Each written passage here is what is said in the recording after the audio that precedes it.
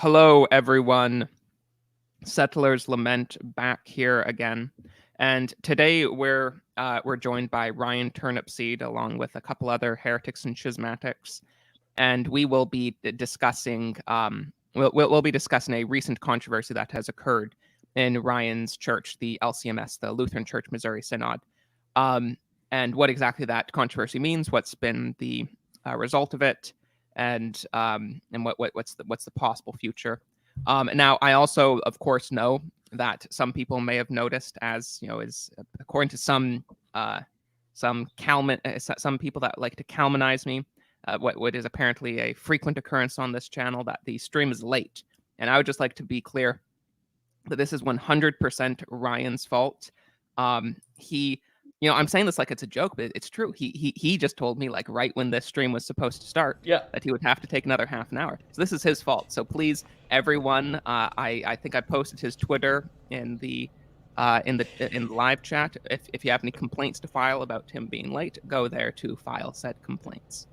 But with that preamble, Ryan, would you like to first apologize for wasting my viewers' very valuable time, and two, would you like to introduce the situation? There will be no apology issued, unfortunately. The monetary value on my time and your viewers' time, I don't know if it's equal. All jokes aside, hopefully this hasn't screwed up anyone else's evening. I didn't plan to go over as much as I did in the meeting that I was in beforehand. But given all that, I mean, of course, to be 100% serious here. Let's see, how many subscribers does the anonymous Mr. Turnipseed have? He has almost 4,000 subscribers, okay? So anyone in the chat, you better have more subscribers than he has if you want to complain about this.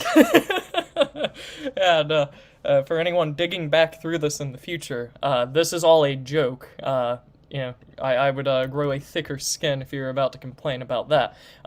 All that being said, why would people be digging through this in the future? What has happened?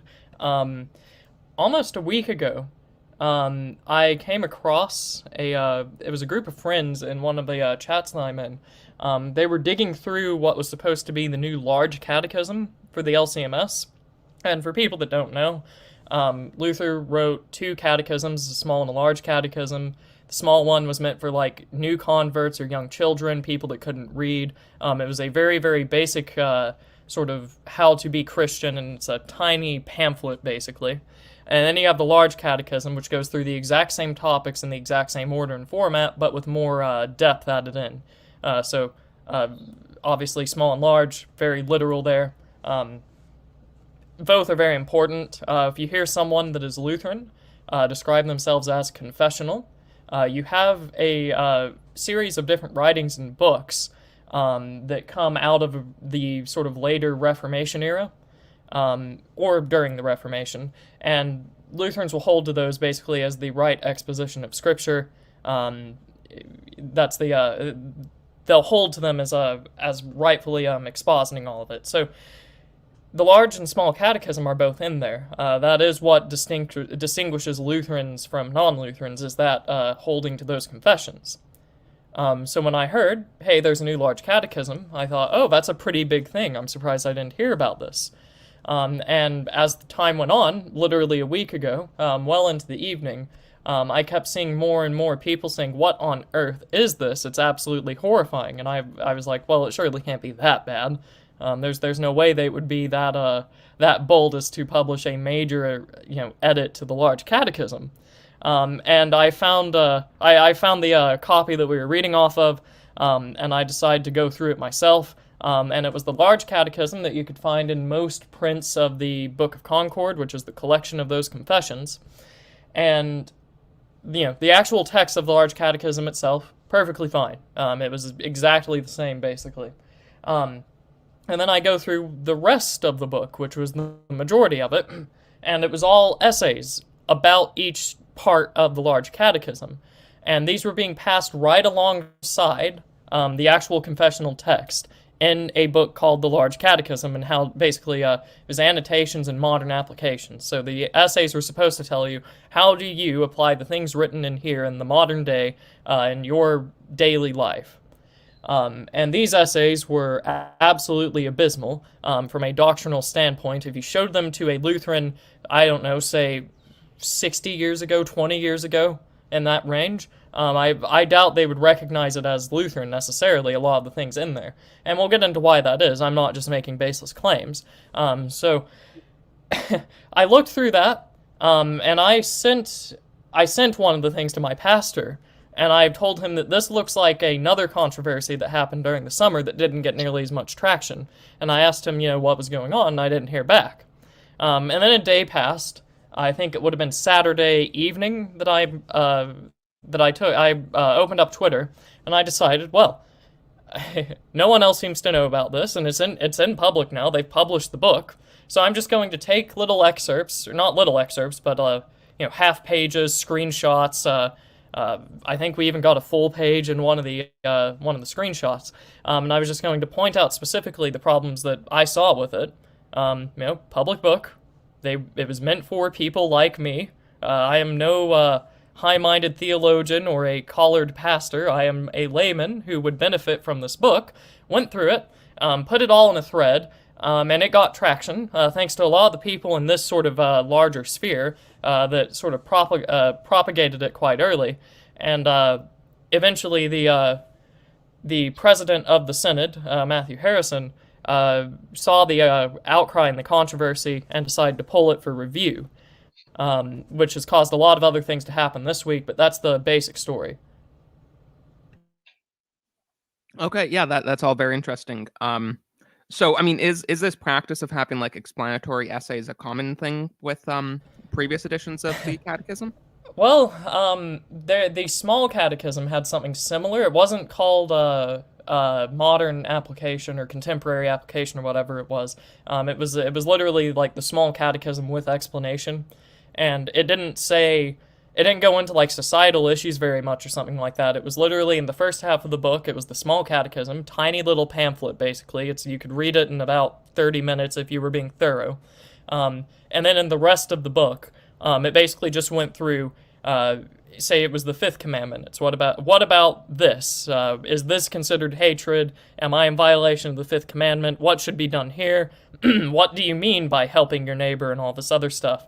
And it basically just went through some things like that. I have like one issue with it, and it's not that big of a deal, which is why I've never spoken about it.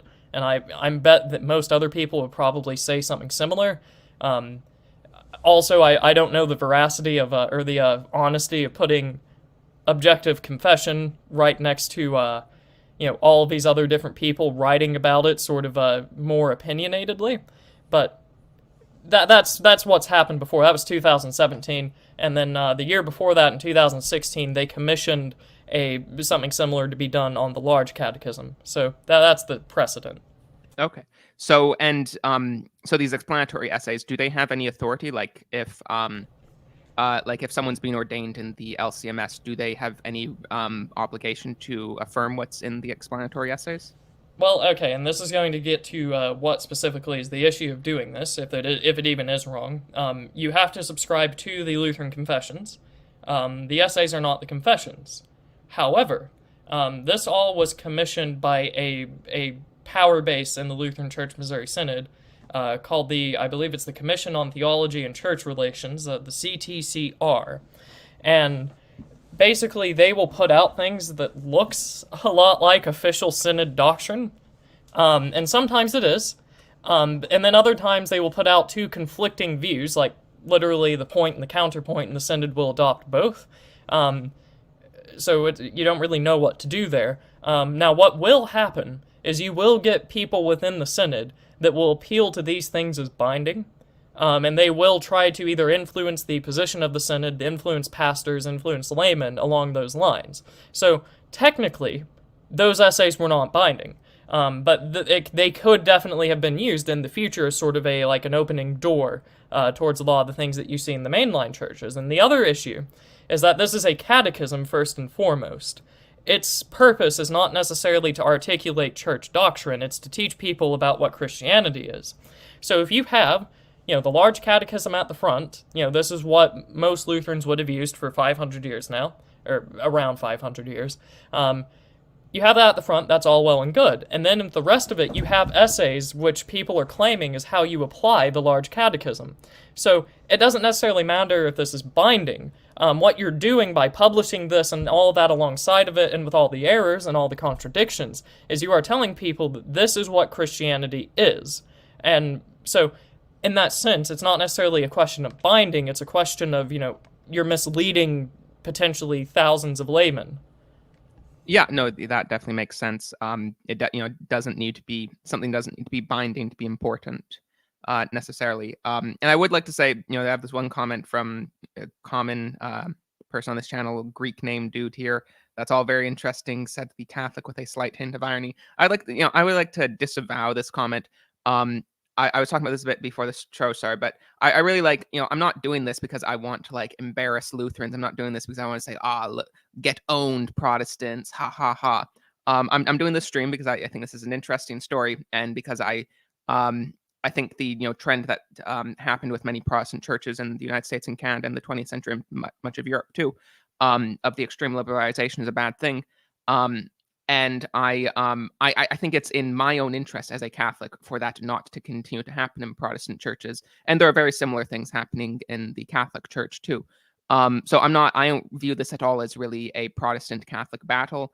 I want the conservatives in Protestant denominations to win, just as much as I want the conservatives in the Catholic Church to win. So I this really, this isn't this isn't a Protestant Catholic thing. I'm not here to dunk on Catholics, and that is also why I have the majority of the panel here at Protestants, since this is a Protestant issue. But yes, and I do think some context is necessary here. The LCMS is not a super liberal denomination; that they are broadly conservative. Jonathan had mentioned before the stream started that they require all their ordained ministers to be six-day creationists. So this isn't, this isn't like the Episcopal Church or anything like that. They are still a pretty conservative denomination. There's just some problems here. Right, and that goes to explaining why I was objecting instead of just, throwing in the towel and leaving, because we'll go into why I would have had such a reaction, but there was hope here to be found, and thankfully it seems to be going in a positive direction, but we'll see. Yeah, to the viewers, do not fret though. The being here only to dab on Lutherans is what I'm here for. So we do have representation. Okay. I can't control what you're going to say, ST. And no, yeah, Settler's first ever majority heretical and schismatic panel says the description. Yeah, that's true. Protestants are heretics and schismatics. I don't see how there's any discontinuity between what I just said and that. Does anyone not realize that's what Catholics believe? Yeah, no, of course I want Protestants to become Catholic. Nothing I have said I think should take away from that. But unfortunately, the reality is all Protestants are not going to become Catholic. And in the meantime, I would prefer Protestants to be conservative rather than liberal. And again, these are not. I really dislike that a lot of Catholics sort of act as though these problems are Protestant exclusive problems. And yeah, the Catholic Church doesn't have like lesbian bishops like some really extreme liberal churches like the Episcopal Church has.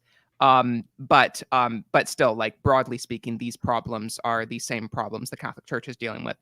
So this isn't really a position where we're in any position to dab on Protestants and say, this is just Protestant stuff. You see this stuff on Twitter all the time where you'll have Catholic accounts that are just like constantly posting the most cringe, terrible stuff from the ELCA or Episcopal Church or other similar churches. And I'm not saying that shouldn't be criticized, but it's sort of obfuscation. It's acting as though those super liberal Protestant churches have really much of anything to do with conservative Protestant churches like the LCMS, which they don't, other than that they have a shared history.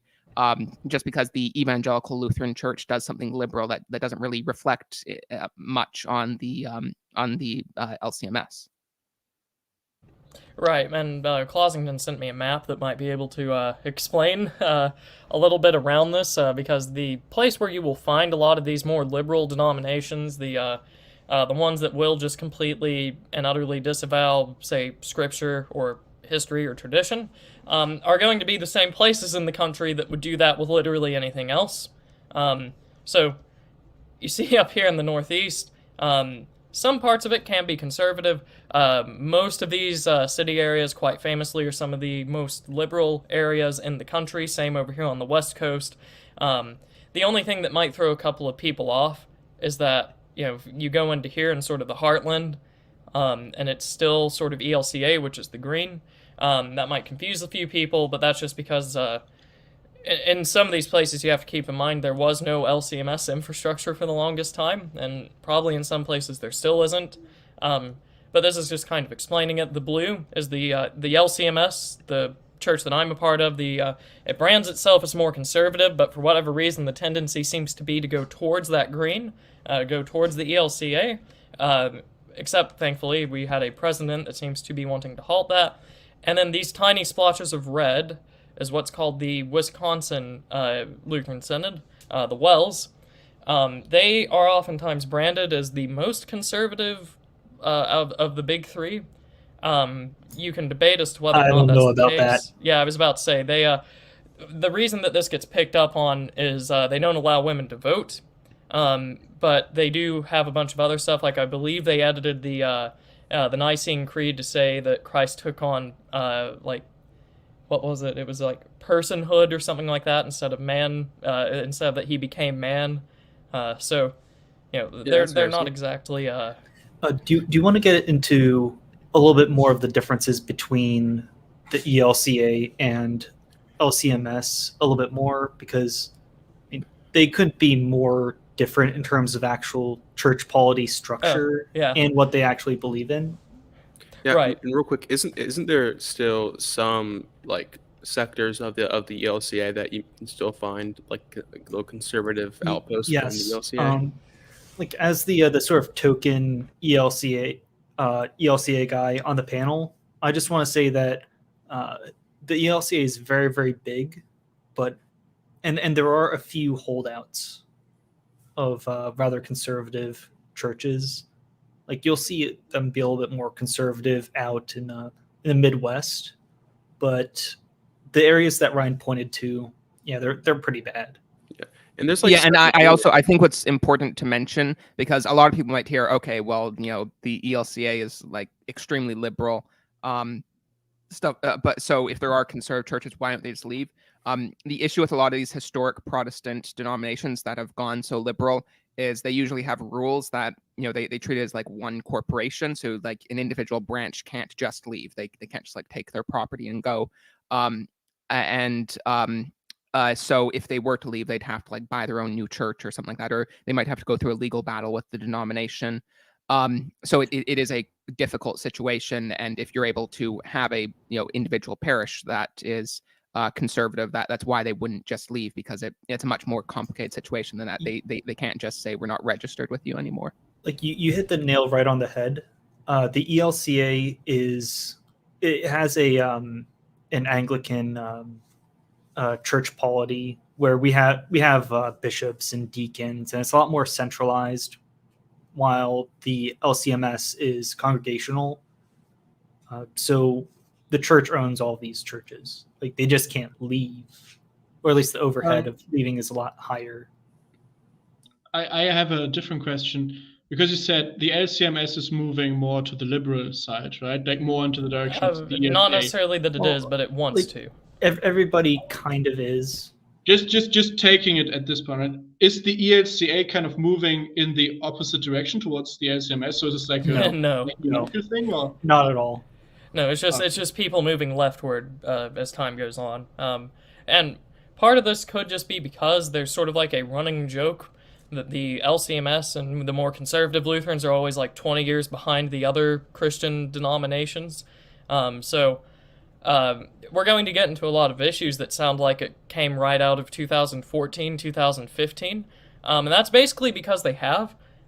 We just take forever to go along with all of this. The LCMS... in some of its parts, could be described as just the ELCA, but 30 years removed. So the ELCA kind of just constantly goes leftward. They're the people that you will see in the news that constantly have, the new progressive thing that they can put with a Christianity paint over it.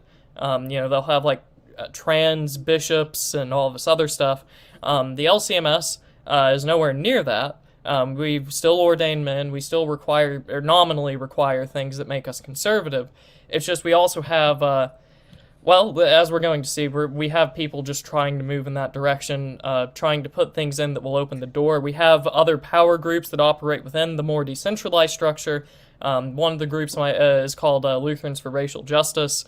They are just pure racial Marxism that they've been trying to get the Synod to go along with them, and there are other things as well. But that's just sort of like the general movement.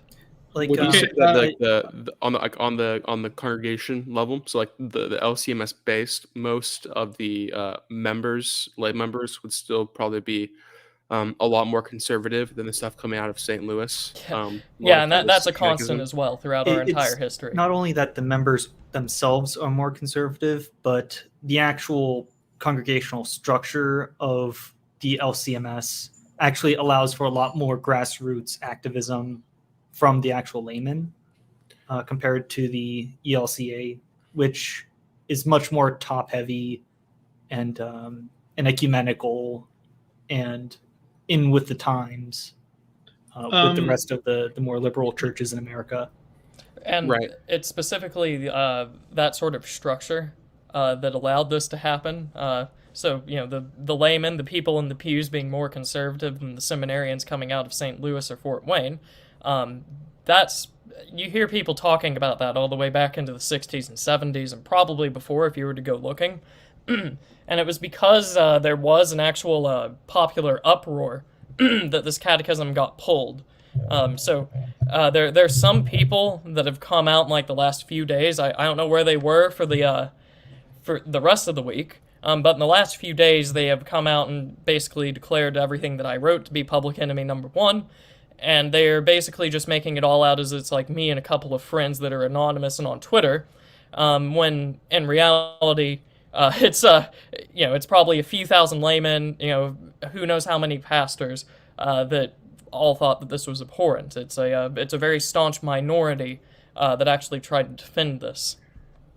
So in my own denomination, in the Presbyterian Church in America, let me explain this and tell me if this is like a similar situation going on. We kind of have this disparity where we'll have lay elders, ruling elders, which will be congregation elected that helps rule over individual congregations, and then teaching elders, which is like our pastors, right? So then when it comes to our General Assembly, which is our main governing body, it's made up of teaching elders and ruling elders. And it usually skews where teaching elders, the actual pastors, usually skew more leftward because of them coming out of certain seminaries, where the ruling elders, the lay guys, tend to always be a bit more conservative. And the big problem for us is making that assembly where it's not predominantly teaching elders, but it usually is. Is that a similar situation going on here, where pastors tend to be more liberal than the lay leaders? Well, okay, so lay leaders we have a different structure. We just have pastors, and then we have like elders or something like that, but it depends on which church you're in. Sometimes one can just entirely subsume the other. Like that either way has happened before, and most people could probably point to an example. But ultimately, it is the laity that have control over which pastor they have. So they can choose who they call out of the list of people they can call to their congregation, and they can also basically expel them, which is kind of how the LCMS was created. Was they expelled a guy that was almost turning into a cult leader, and that's the whole purpose of the structure, is to make sure that the congregation, whenever things go off the rails, can just expel the higher ups that are pushing it along or letting it happen, which, given that history, it makes sense that this just keeps happening over and over and over. The seminaries, quite frequently in the history of the LCMS, kind of go their own path separate from literally everyone else in the Synod. They're in a sort of bubble or an ivory tower, is what a more cynical commentator might describe them as. They don't really have to get exposed to the people on the ground or to the fights that are being fought in the world. Most of the people that end up teaching in those seminaries teach there for who knows how long, and their salary is basically guaranteed because it comes from people that, believe it's their God-given duty to supply them with some sort of way to live. So that goes from the teachers to the professors to the pastors themselves. They kind of live in this sort of bubble. Not all of them. There are a lot of good pastors, and even ones that are in the bubble are still good.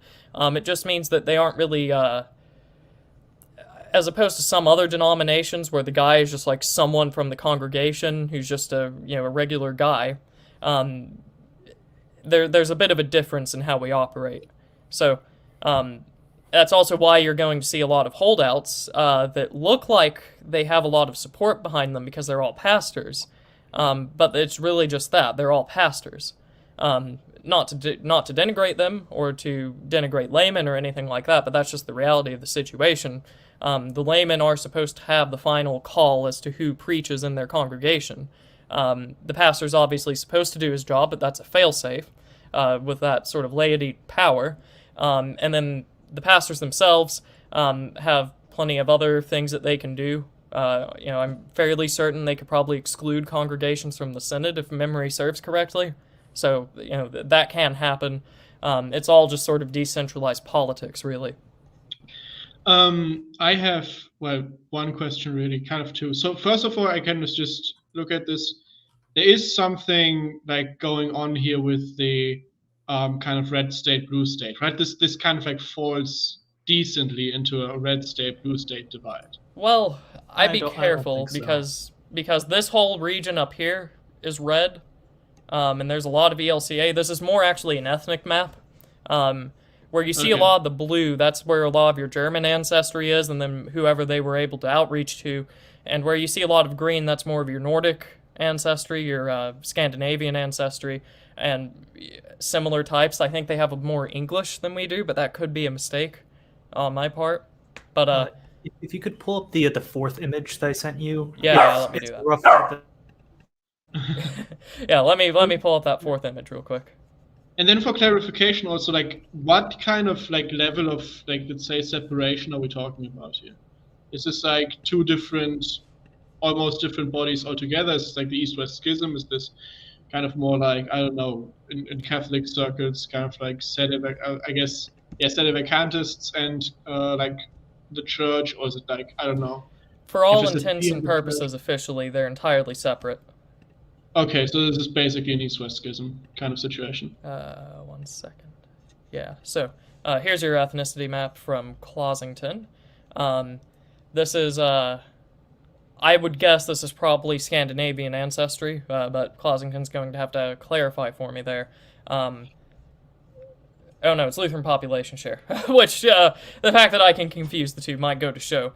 So, in United States history, you had a lot of Germans that came down into this region right here, sort of around Missouri. You had a few Lutherans that were around over here, and you had a few over here. And if you look at like a language map from about 100 years ago, basically the largest language in most of this area was German until about World War I or so. You had a lot of Scandinavians that were up here, and a lot of Scandinavians that were over here from the colonial era. And this will also, hopefully, if you remember from the last map, correspond heavily with the ELCA, and then you can also presume, the German ancestry would correspond over here. It's just that the Scandinavians and the Lutherans are the majority in these areas. Or not the majority, but a much larger share than the other parts of the country. So, really, it's more of an ethnicity thing, more than a red state, blue state thing. Like, just to emphasize this point, in 1960, when the American Lutheran Church, the ALC, was created, it would later become the ELCA, but the original organization, the ALC, was formed from the German Evangelical Lutheran Church, the Danish Evangelical Lutheran Church, and the Norwegian Lutheran Free Church. So those were the three main sort of immigrant groups that formed the modern day ELCA. From this, it seems like, I mean, of course, it kind of skews because it's population share. So I guess it's by state, right? So kind of smaller states will, of course, in the end, actually have smaller numbers than this might suggest. But this suggests that basically the entire brunt of Lutheranism is within the ELCA. Not the entire. It's more like over half. Well, Yeah. it like the specific numbers are something like there are like maybe 30% more people in the ELCA than Okay. LCMS or something and like that- that. and I mean, that's just- I Wait. would, considering how mainline denominations generally go, I would assume that's mainly referring to like baptismal registries. Yep. I don't have evidence to back this up, but I would assume that there's more people that actually attend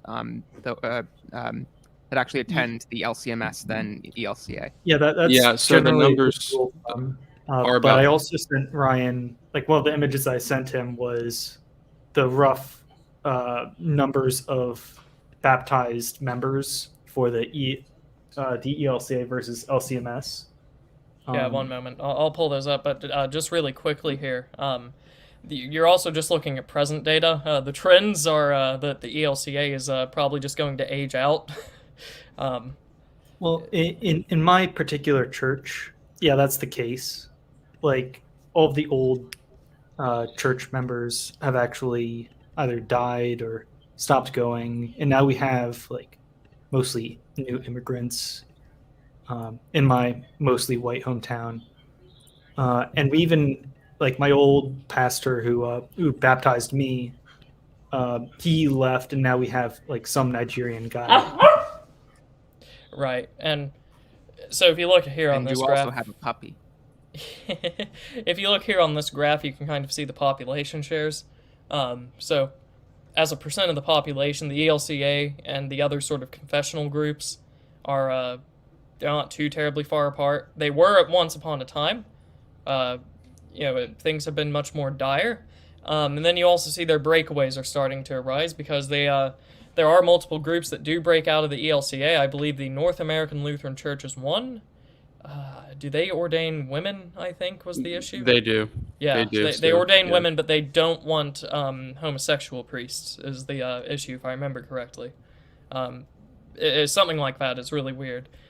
So that's this is the population share as of a few years ago. So this is 1880, like 1880 something is then the split into like ELCA and LCMS, right? No, that's just Ah, this is the precursors. So, with the way that American Lutheranism worked, is that the landmass is so big here, and the transportation networks and whatnot else was so undeveloped, and also language barriers. What would happen is you'd have these different groups that would go and settle different regions, and they would form their own synod. Most of the time, they would agree 99 to 100% with each other. They just weren't the same because they had no contact with each other. So, when you see precursors and all this other stuff here, the large amounts of groupings, this isn't because there was some major schism within Lutheranism where the high priest of Lutheranism came out with some terrible doctrine or whatnot. It's just because you had Finns in the north, you had Germans that were sort of in the middle of the country, you had Lutherans that had been on the East Coast since who knows how long, you had Scandinavians that were settling more in the north, the North Midwest area. They all don't speak the same language, they're not going to be in contact with each other for very long, if at all, so they just form separate groups.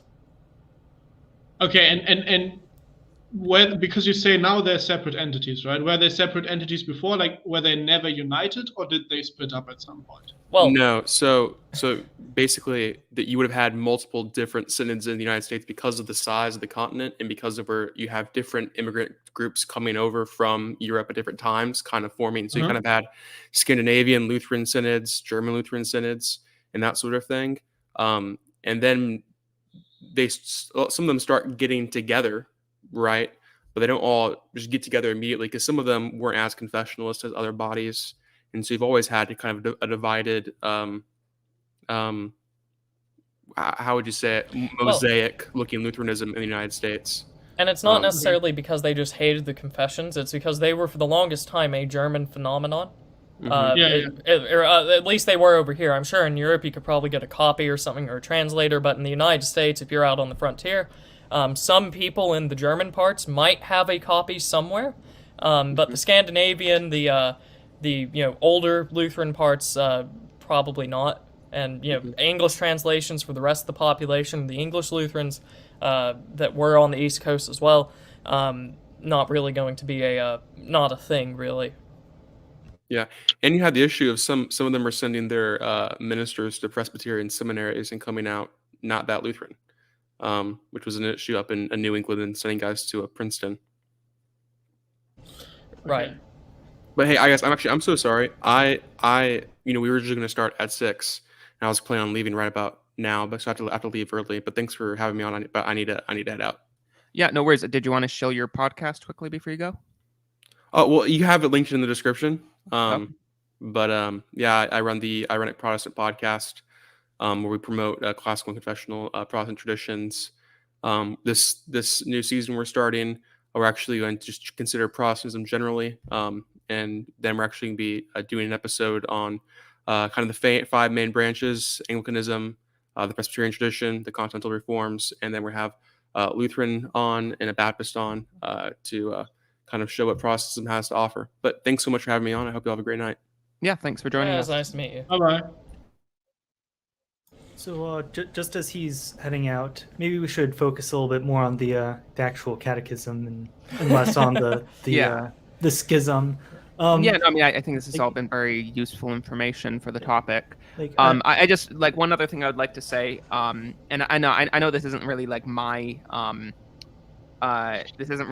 group to speak on too much, but still, I would say generally speaking, I think it is very important for conservative Protestants not to just immediately leave these big denominations when they start going south. This is something that we have a sort of similar analog in with Catholicism, where I think it can be very damaging the way that the most conservative Catholics often will go to a Latin Mass parish, and that takes away from the number of conservative Catholics at regular parishes. And I'm not saying that's necessarily a wrong thing to go to a Latin Mass parish. I'm just saying that can have deleterious effects on a diocese as a whole. And similarly with Protestants, I know some people are going to say, well, if you don't like the LCMS, then build your own. Just go start your own church, or go join some super based Lutheran church or some other super based church or whatever. And the problem is, these are big bodies. They influence a lot of people. There's lots of members. They have lots of property. The goal should not be to just constantly self-segregating into the smallest possible, most based group. Really, what we really want to happen is for conservatives to win these battles in these denominations. We don't want to just find our 10 other people who are the most based possible so we can form the most based church with the 10 of us. Yeah, Right. I think piggybacking off of that, especially when you kind of call yourself a conservative, it's in the name, right? You should set the standard for yourself that the things you are surrounded by, you are there to maintain. You are there to refine them, right? So kind of like this idea of, okay, this is kind of damaged, now I abandon it. That is effectively the thing we're fighting against on a cultural level, right? And saying, okay, I stay with this even if it's not perfect, even if it's currently dysfunctioning. I basically stay here and rebuild the rubble. That is, let's say, what you want to do civilizationally, and that's what you should want to do in every aspect of your life. Otherwise, you're just paying lip service to something. And this is, many people in conservative circuits are actually like that, right? They pay lip service to the idea of helping and saving their countries, but they only see that in an abstract sense, and then in the things with which they're confronted in their everyday lives. Kind of, do you speak to the homeless people in your city, right? Do you give them food, a coffee in the morning, something like that? Do you take up the issues that arise around you, because you're there to maintain and help in these cases? You're not there to just kind of post based takes on the internet and hope that magically solves your country. Right, and the other thing you have to keep in mind as well is that if you are a Lutheran in most parts of this country, there aren't many options. So, the only Lutheran churches that are around me in a half-hour radius for a drive, are LCMS and ELCA churches, the sort of big conservative quote-unquote synod and the big liberal synod. The Wells, they have a church in, I think, Oklahoma City or something. I don't know what, it could be worse than the ones that I'm in right now. That's the other thing as well. This isn't a monolith. Churches can be just fine at the congregational level, which is also why people would want to fight for this, because their church is fine. Why should we have to give in to this sort of new doctrine when we were just doing fine with everything else that we've kept on to for who knows how long? So that's the other perspective here. Yes, yeah, that is also important. And again, I really don't feel like my take is that like hyper qualified, nuanced galaxy brain that's that difficult to understand. But just to explain for this person, yes, of course. I mean, I want everyone to be Catholic. That is the ideal here. I would prefer if Ryan and Clossington, if you would just join the church right now. But unfortunately, me asking that is probably not going to make it happen. I mean, you can stop me if that alone is all it's going to take. But unfortunately, we're not really at that stage, I think, where a lot of Protestants are willing to convert, unfortunately. So as long as that's the case, I want Protestants to be conservative and not to be progressive, as long as they're not ready to convert. Obviously, I'm not saying, like, I don't care how great of work you're doing within the LCMS. If you do want to, if you are interested in converting, then yes, that's the thing I want you to do. But we need to deal with the realities we actually have currently. And that's just like telling Protestants you need to convert. I mean, I do that. I do explain problems with Protestantism on here sometimes. But like there's more than just that, and it's not as simple as just saying the preference is them to become Catholic. Right, and I can bolster your point there, because like the last few times that I've done my stream, which is on Saturday mornings, the main thing that's been going around is that we do have a lot of Christians in our spheres. And there's no reason that we just need to, the only interactions we need to have for each other is convert or else, because realistically, it's not going to happen. I have no reason, bar like a second coming, to expect everyone to just homogeneously get into line. So until that happens, just the way things are, I would much rather have conservative Catholics, conservative Presbyterians, conservative other Reformed, conservative Lutherans, conservative Orthodox, then I would like the liberal variant of each one. And ultimately that's because we share more of a faith between those conservative branches, despite all the wars that were fought for the last who knows how many centuries, than any of us do with the liberal branches, because most of those are on the road to just denying God himself, full stop. So that's the sort of thing that I've been working under as well. Hopefully, and I mean that's not even that's not even hyperbolic. I mean I know there's I'm pretty sure he's retired, but there's an Episcopal bishop. I think his name is like Smog or something like that, Spog, or I don't know, something like that. Something with an S. There's an Episcopal bishop in the U.S. who literally says like that he does not believe in theism.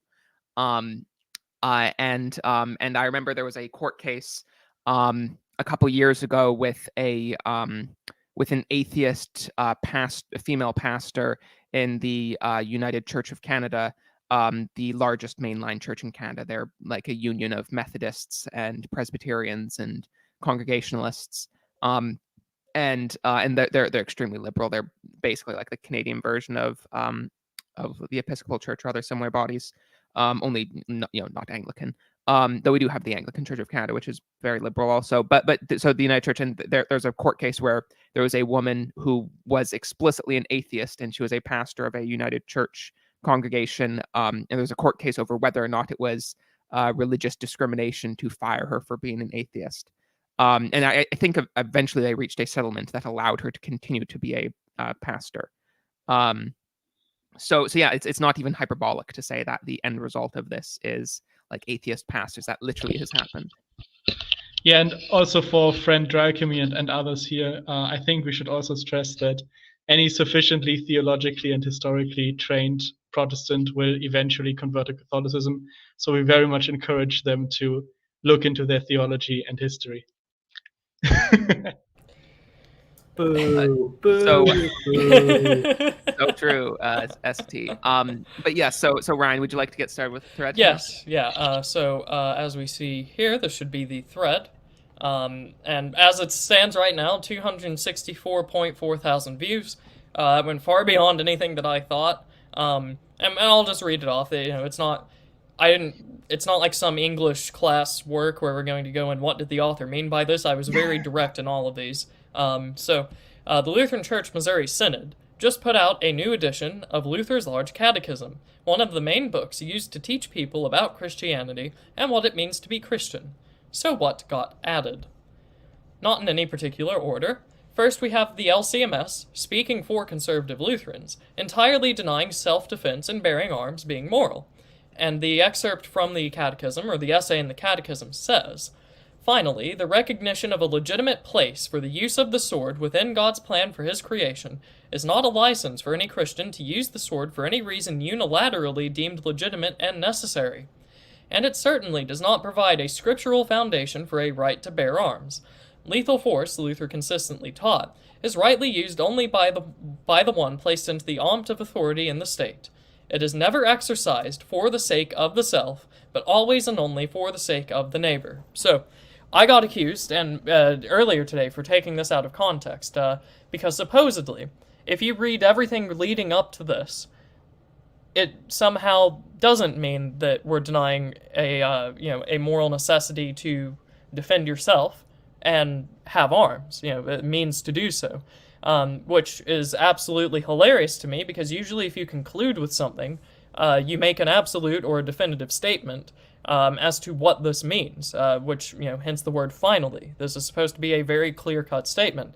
And on top of that, this just stands on its own. He gives an absolute here, where he says it does not provide a scriptural foundation for a right to bear arms, and that lethal force is rightly used only by the one placed into the arm of authority in the state. It is never exercised for the sake of the self, but for the sake of the neighbor. So, I don't know. I mean, to strong or to steelman the position here. Right. Yeah. I mean, something that sounds vaguely familiar to this in Catholicism would be how St. Thomas, I believe, in his discussion on self-defense, how he explains it is that it is never legitimate for an individual to intentionally try to kill someone in self-defense, in the same way that it is legitimate for the state to execute a criminal. That you can shoot someone that's invading your house, but your goal shouldn't be to kill them. Your goal should just be to deter the aggressor.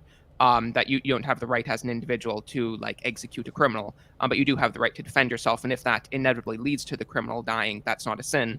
But you as an individual don't have the right to specifically try to kill someone. Right. So I mean that I haven't read the whole essay, so I imagine that there's a possibility that could be what the author is trying to say here. Right, and we can run with that. And let's look at what it says. It doesn't say an intent to kill can only rightly be used by the state. It says lethal force.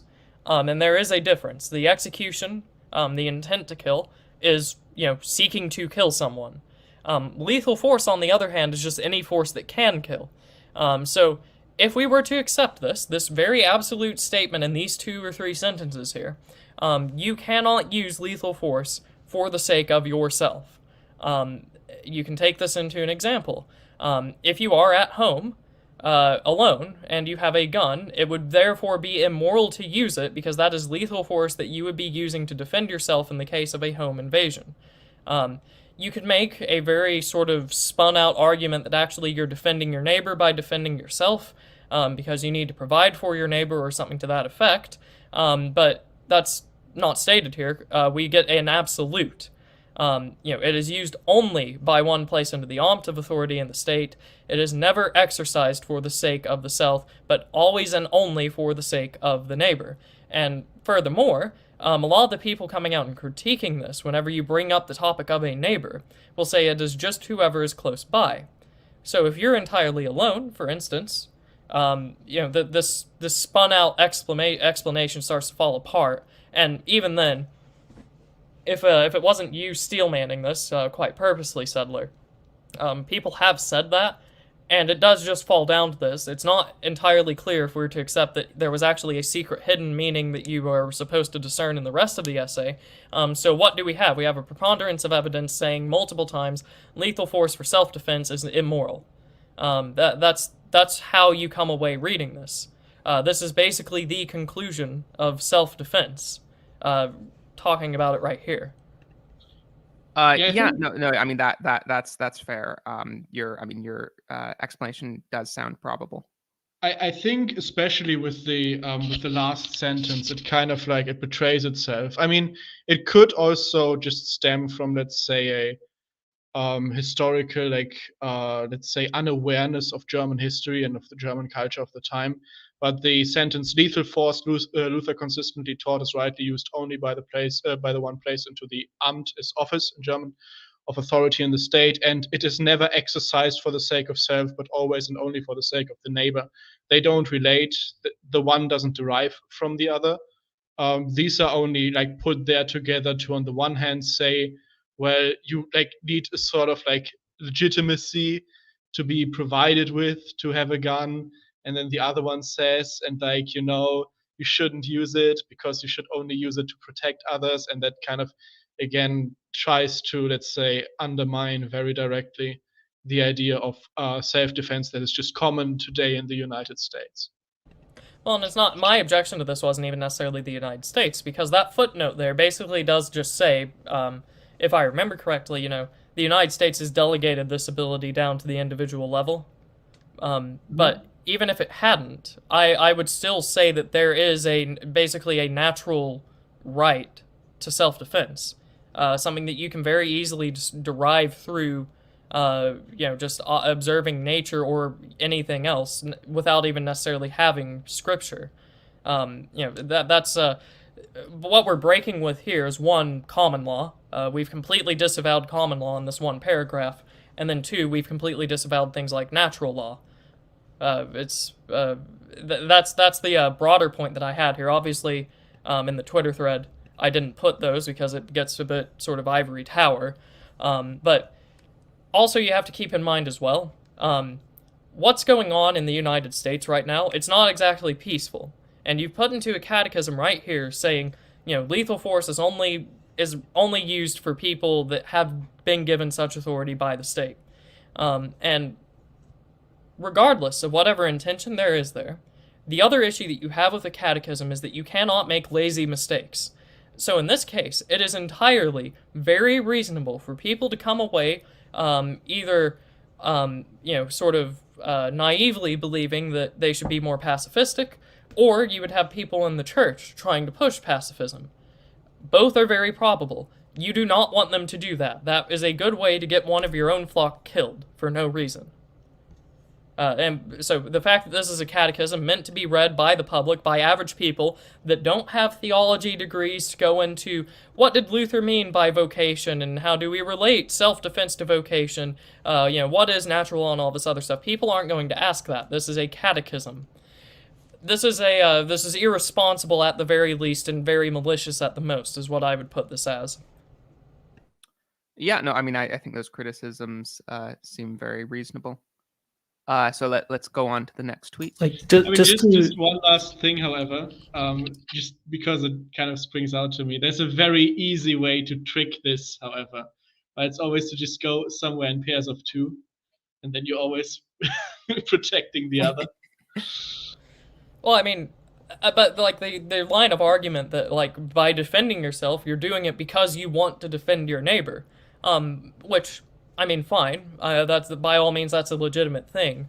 But you shouldn't be throwing out three absolutes here saying self-defense as you know it is immoral. You have to have this other thing. It's very irresponsibly worded in that regard. Like, if I remember correctly, one of your critics on Twitter referred to the sort of snippets that you've taken as the result of lazy writing. What was the specific way he phrased it? It was like poor wording. Right. Okay. So early on, someone said that it was sort of endemic issue, though, as you point out. Like the snippets that you pointed out or took out are the sort of apotheosis of exactly what he was talking about. Right, and that first offender that you're mentioning was basically day 1 or 2 or something like that. He basically immediately fired off with everything in here is perfectly orthodox, very clear, very in line with history and all this other stuff. And I think by like the second question that I had him, he said, well, actually, this could have been handled better by the essayist, which, and when you're saying that, you are saying the essayist has messed up. It is no longer perfectly orthodox, it is just misunderstood orthodoxy or something like that. And it's not just like one issue, because we have about 16 more to go through or something like that. So that's self-defense. Anything else? Good to go on? Yeah, no, I think 16 more, let's go. Okay, so next thing I said, next we have an equivocation of homosexuality, pornography, sodomy, pedophilia, whorishness, and transgenderism with heterosexual fornication outside of sex. That is, the LCMS cannot say sodomy is evil without softening it with, but so is straight sex before marriage. And I'll read what the essayist had to say. And this is probably one of the second or first most egregious, depending on what you think about the implications of that last one was. The essayist says, however, though some of us are burdened with homosexual lust, pornographic addiction, transgenderism, pedophilia, and polyamory, more often they are the speck in our neighbor's eye rather than the log in our own. So, the rest of this is basically just elaborating on that point. For decades, if we didn't wink at fornication, we certainly turned our eyes from it, as long as the acts performed outside of marriage are heterosexual ones. So that's just a complete generalization. It's an assertion without any sort of proof. It sort of fits a narrative, but it's thrown in there as if it's true. But here, let's start with a few things first. Burdened with all of these bad things. To say that someone is burdened with is to imply that it was put there. And we never really sort of say who put that there. Obviously, if you're going to use this framing, which is god-awful, you would say the person themselves put it there because the person is sinful. But this whole thing is sort of falling into the frame of they are just born this way. So it can very quickly, and malicious elements, once again, can very easily turn this into, well, God just made you this way. God gave you this sin. God authored your sin, which is kind of how it's been used in other churches already. You can see we were talking about the mainline churches earlier in this stream. The way they started down this line of flying trans flags outside of their churches was they just started asserting people are just born this way, and if we believe that God is benevolent, so if God made them this way, then it can't be that bad. And which is a big issue because also in this series of things, we have pedophilia as a speck in our neighbor's eye. I don't know about you guys, and I know not fable, I've completely lost the word. Forgive me, I've completely lost the word for what category of story it is that Christ tells. I know... Analogy? No, analogy. But regardless, I know what they are referencing there, the speck in the log. The only issue is pedophilia is not necessarily just a speck in your neighbor's eye. The whole point of the log and the speck is that you can't really... you need to actually solve your own problems before you go out and try to help other people. You can't be a serial adulterer and try to give people advice on marriage. This is something that you can hold to. It's not saying you have to be absolutely perfect, but it is warning people against an absolute hypocrisy of completely ignoring their own sin and trying to help other people with something lesser. I don't know about you guys, but I know that most Christians around here aren't pedophiles, and that also pedophilia is something a little bit more major than a speck. This sort of putting pedophilia on the same level as all of these things, calling it a speck in your neighbor's eye, and then just saying it's just as bad as lechery, is really something quite evil. And there's I would disagree, not like if you frame it like that, but I would disagree with you concerning this tract here. Well, hold on, I wasn't finished just yet, because there is the way that you can say, all sins damn. And that's what some of the defenders said. But that's not necessarily what's being talked about here. This is talking about severity of sin, not damnation of sin. So, there's only one reason to equivocate these things, and they're saying we didn't focus on lechery enough, which fine. Everyone completely dropped the ball on that seemingly in the last few decades.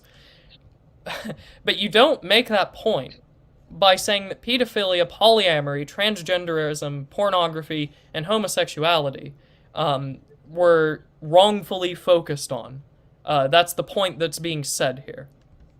which is abysmal on its own. Like this isn't even like people can misunderstand this. This is just wrong. I don't read it like that. I don't understand it to be phrased like that. So first of all, on the burdened question, I don't know. Like when I use English, I would also use something like, let's say, burdened with a mental disease, right? Burdened with schizophrenia when referring to someone in that way, especially in a theological document. But you can disagree there and say in English this actually would only refer to something that's effectively there from birth. But I know it in kind of both ways, just whatever you suffer from, basically. And then the other thing is the point I see made here is actually one I would very much agree with. So, for example, on Twitter, something which greatly annoys me is when kind of like these young guys, our age, they start posting something like, oh, like back in the day, and then like they post some like Hooters girl, what they looked like back in the day, or like some model or whatever, what they looked back in the day, and then they post a model or whatever, what they look like now. And the thing is always, well, that first item is a complete item of lechery, and it's a led to the situation, right? This culture that has sprung up in the West, right? It is the enabling mechanism. And if when you talk to people, when you talk to everyday people about these kind of issues, homosexuality, so on and so forth, there's a massive difference who you talk to like with the degree to which they have partake, or to which they partake in this kind of like modern culture of sexual liaison. There's, Right, for example, when I talk to my students, which are younger, right? They are very often much like it is much more obvious to them because they haven't had any like real sexual experience yet. It's often much more obvious to them these social issues, right? Like where they like what the problem there really is, that homosexuality isn't really about like love in a proper form, and it's more a fetish, because people lose that vision as soon as they give themselves into forms of that. So, and I know the point that you're making here, and I entirely agree. It's just that is entirely separate from what has been said here.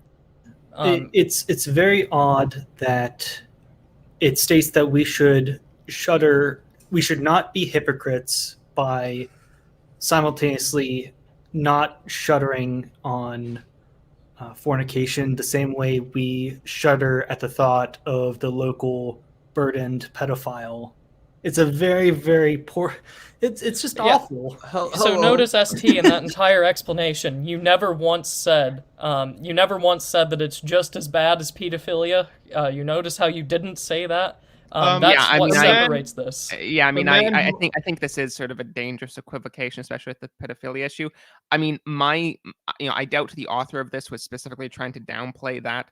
I imagine that more of the issue is they were trying to to not be controversial, or to be as non-controversial as possible. Right. They're trying to say like, homosexuality is bad, but there's all these other sexual things that are bad, and they just included pedophilia in there as like one of many different sexual sins. But that is a very dangerous equivocation. So, and here's the other issue though. If you're inside sort of like Lutheran circles, you could understand how this can come about as well from a different angle. Some Lutherans like to pretend that the modern world is like it was 500 years ago, where the big issues of the day are justification and the sacraments, which most people in the world right now don't even know what those things mean. It's not really under dispute because no one cares. So this can also be seen as the author just viewing this in terms of sort of like a weird justification lens. Well, these are all sins, and all sins damn, so we can't really say that one sin is worse than the other. The only issue with that, of course, is that you can say that some sins are worse than the other because there is a temporal consequence for sin. So it is perfectly fine, and very much in line with most Christian denominations throughout their entire history to say pedophilia is in fact worse than lechery, heterosexual lechery. Pedophilia is worse. That is perfectly fine to say. It's just there are also some Lutherans, once again, not exactly the author, but some can definitely take it this way, and definitely a lot of the defenders in public for this excerpt have said as much, they will just say, no, you can't say that sins are different. They all damn, so they're all the same. So there's another angle there as well. But settlers, I would have to admit, it's probably more likely that they were just trying to play nice, sort of, with the world's framing of things. I would, concerning the question of pedophilia here, I would say a black musician whom I admire a lot, but whom I think Settler doesn't want me to go into too much. In an interview not so long ago, talking about the Balenciaga situation on Alex Jones, right? I think it was one of the most important things anybody in public has ever said on that. He said, "You guys sit here," and it was very funny because Alex Jones had just aired he didn't know it, but Alex Jones has just aired a segment for his studio's covering of Balenciaga and the Satanism and whatever. But my beloved musician said, you sit here and people sit there and they say, oh, but Balenciaga. But they go out and watch pornography themselves and partake in child abuse, right? Because, as he completely correctly says, the porn industry runs on child abuse. And this is kind of almost the argument I'm seeing here. I don't really see it as relativizing. Maybe the passage, if it were longer, I mean, you can only photograph so much before people just stop caring, right? It reframes it, but from the part that I'm seeing here, I am in agreement with it. Quite personally, and this is my personal opinion, I will stop using the intellectual sort of point of view here. I don't see how you or anyone else can faithfully make the point that pedophilia is a speck in your neighbor's eye, while just simple lechery is the log in your own. Yeah, can I babble about this for? Sorry, hello everybody. Sorry I'm late. There were several youths protesting in the streets today. I gotta say the problem with this, beyond the relativization of it, it kind of implies, okay, if I've managed to conquer a lot of these burdens, quote unquote, no one ever reads past that line in the Bible which says, deal with the speck in your own eye before you deal with the log in your neighbor's. It does say, yeah, take the speck out of your own eye and then help the log out of your neighbor. Therefore, if I'm not suffering from these sins that are listed, I have every right to go on the warpath against my neighbors. So on the contrary end, what they're saying here, well, they're not saying it, but the logical consequence of what they're saying is, hey, I haven't dealt with pornography for years. I've never dealt with pedophilia or anything like that. Therefore, I'm justified to just go to war with you all because I'm more moral. And that kind of creates a lot of incentive to be divisive. For the reasons that are justified. Sorry, Cringe Walker, but that's the same type of exegesis where actually what Christ is teaching is that if they hit you once, you hold out the other cheek, but if they hit you twice, you hit back. You just wait for if one. If someone's hitting you because you're a pedophile, you deserve it. But I think if you keep reading, it may not be this version of it in the Matthew Gospel, but at least one of the versions of this passage, it basically says become a master of the speck of your own eye, remove it, and then help your neighbor to remove the log in his eye. So yes, I agree. The Bible, the way that people sometimes use it today, even otherwise relatively conservative Christians, is to say that what it's saying is you can never discuss other people's sin, which is clearly not what the Bible teaches. But I feel some of the, I know you're using metaphorical language, but I feel some of the language you're using is goes a bit beyond what the Bible teaches. I don't think that Christ was endorsing going on the warpath per se. That's my own idiom, I suppose. Going on the warpath means as much as but I mean, criticizing other people's sin certainly is is not opposed to what Christ. Back to the issue here. If you do accept this, you are making all of these things at the beginning: homosexuality, pornography, transgenderism, pedophilia, and polyamory a speck in your neighbor's eye. Yeah, exactly. And I think it comes down to that Catholicism and Lutheranism have different exegesis on the point of the speck in the neighbor's eye and the log in their own? Well, I mean, if you wanted to make that point, I wasn't going to make it, but that has been a criticism of some of the language coming out of this. But that's not why I'm here. This is just what I said. This was the objection. This is what most people ran with, and that's what the defenders said. No, so I'm not even sure why you didn't want to make that point. Are you saying that this sounds more like a Catholic category? I will say some of the more hardliners were saying that this whole process has looked like something out of Rome, which, regardless of whether it's true or not, that's just sort of the general impression that they get, because what you've had happen is basically absolutely every defender of this catechism has been appealing to statements of faith made by a commission in St. Louis. They've been appealing to scarce quotes from the consensus of the reformers, I guess you could call it.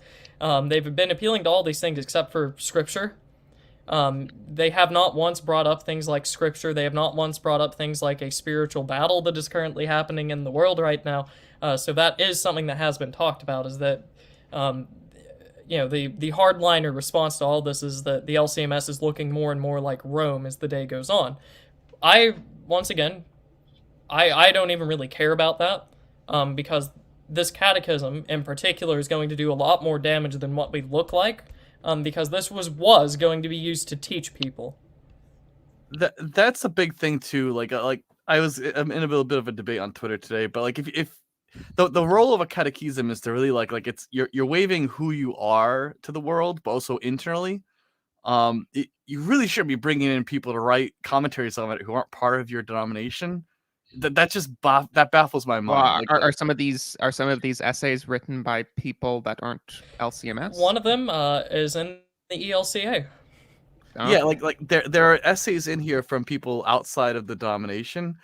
I've always walked the line between wanting to be Catholic, wanting to be Lutheran, LCMS, and I've never quite decided. But this is one of the things which made me think, well, if you don't respect your own denomination, why should I? You're the manager of your denomination. You're the one setting up the definitions of the border that is you and what is not you. If you don't care about that, I don't have a reason to care about it.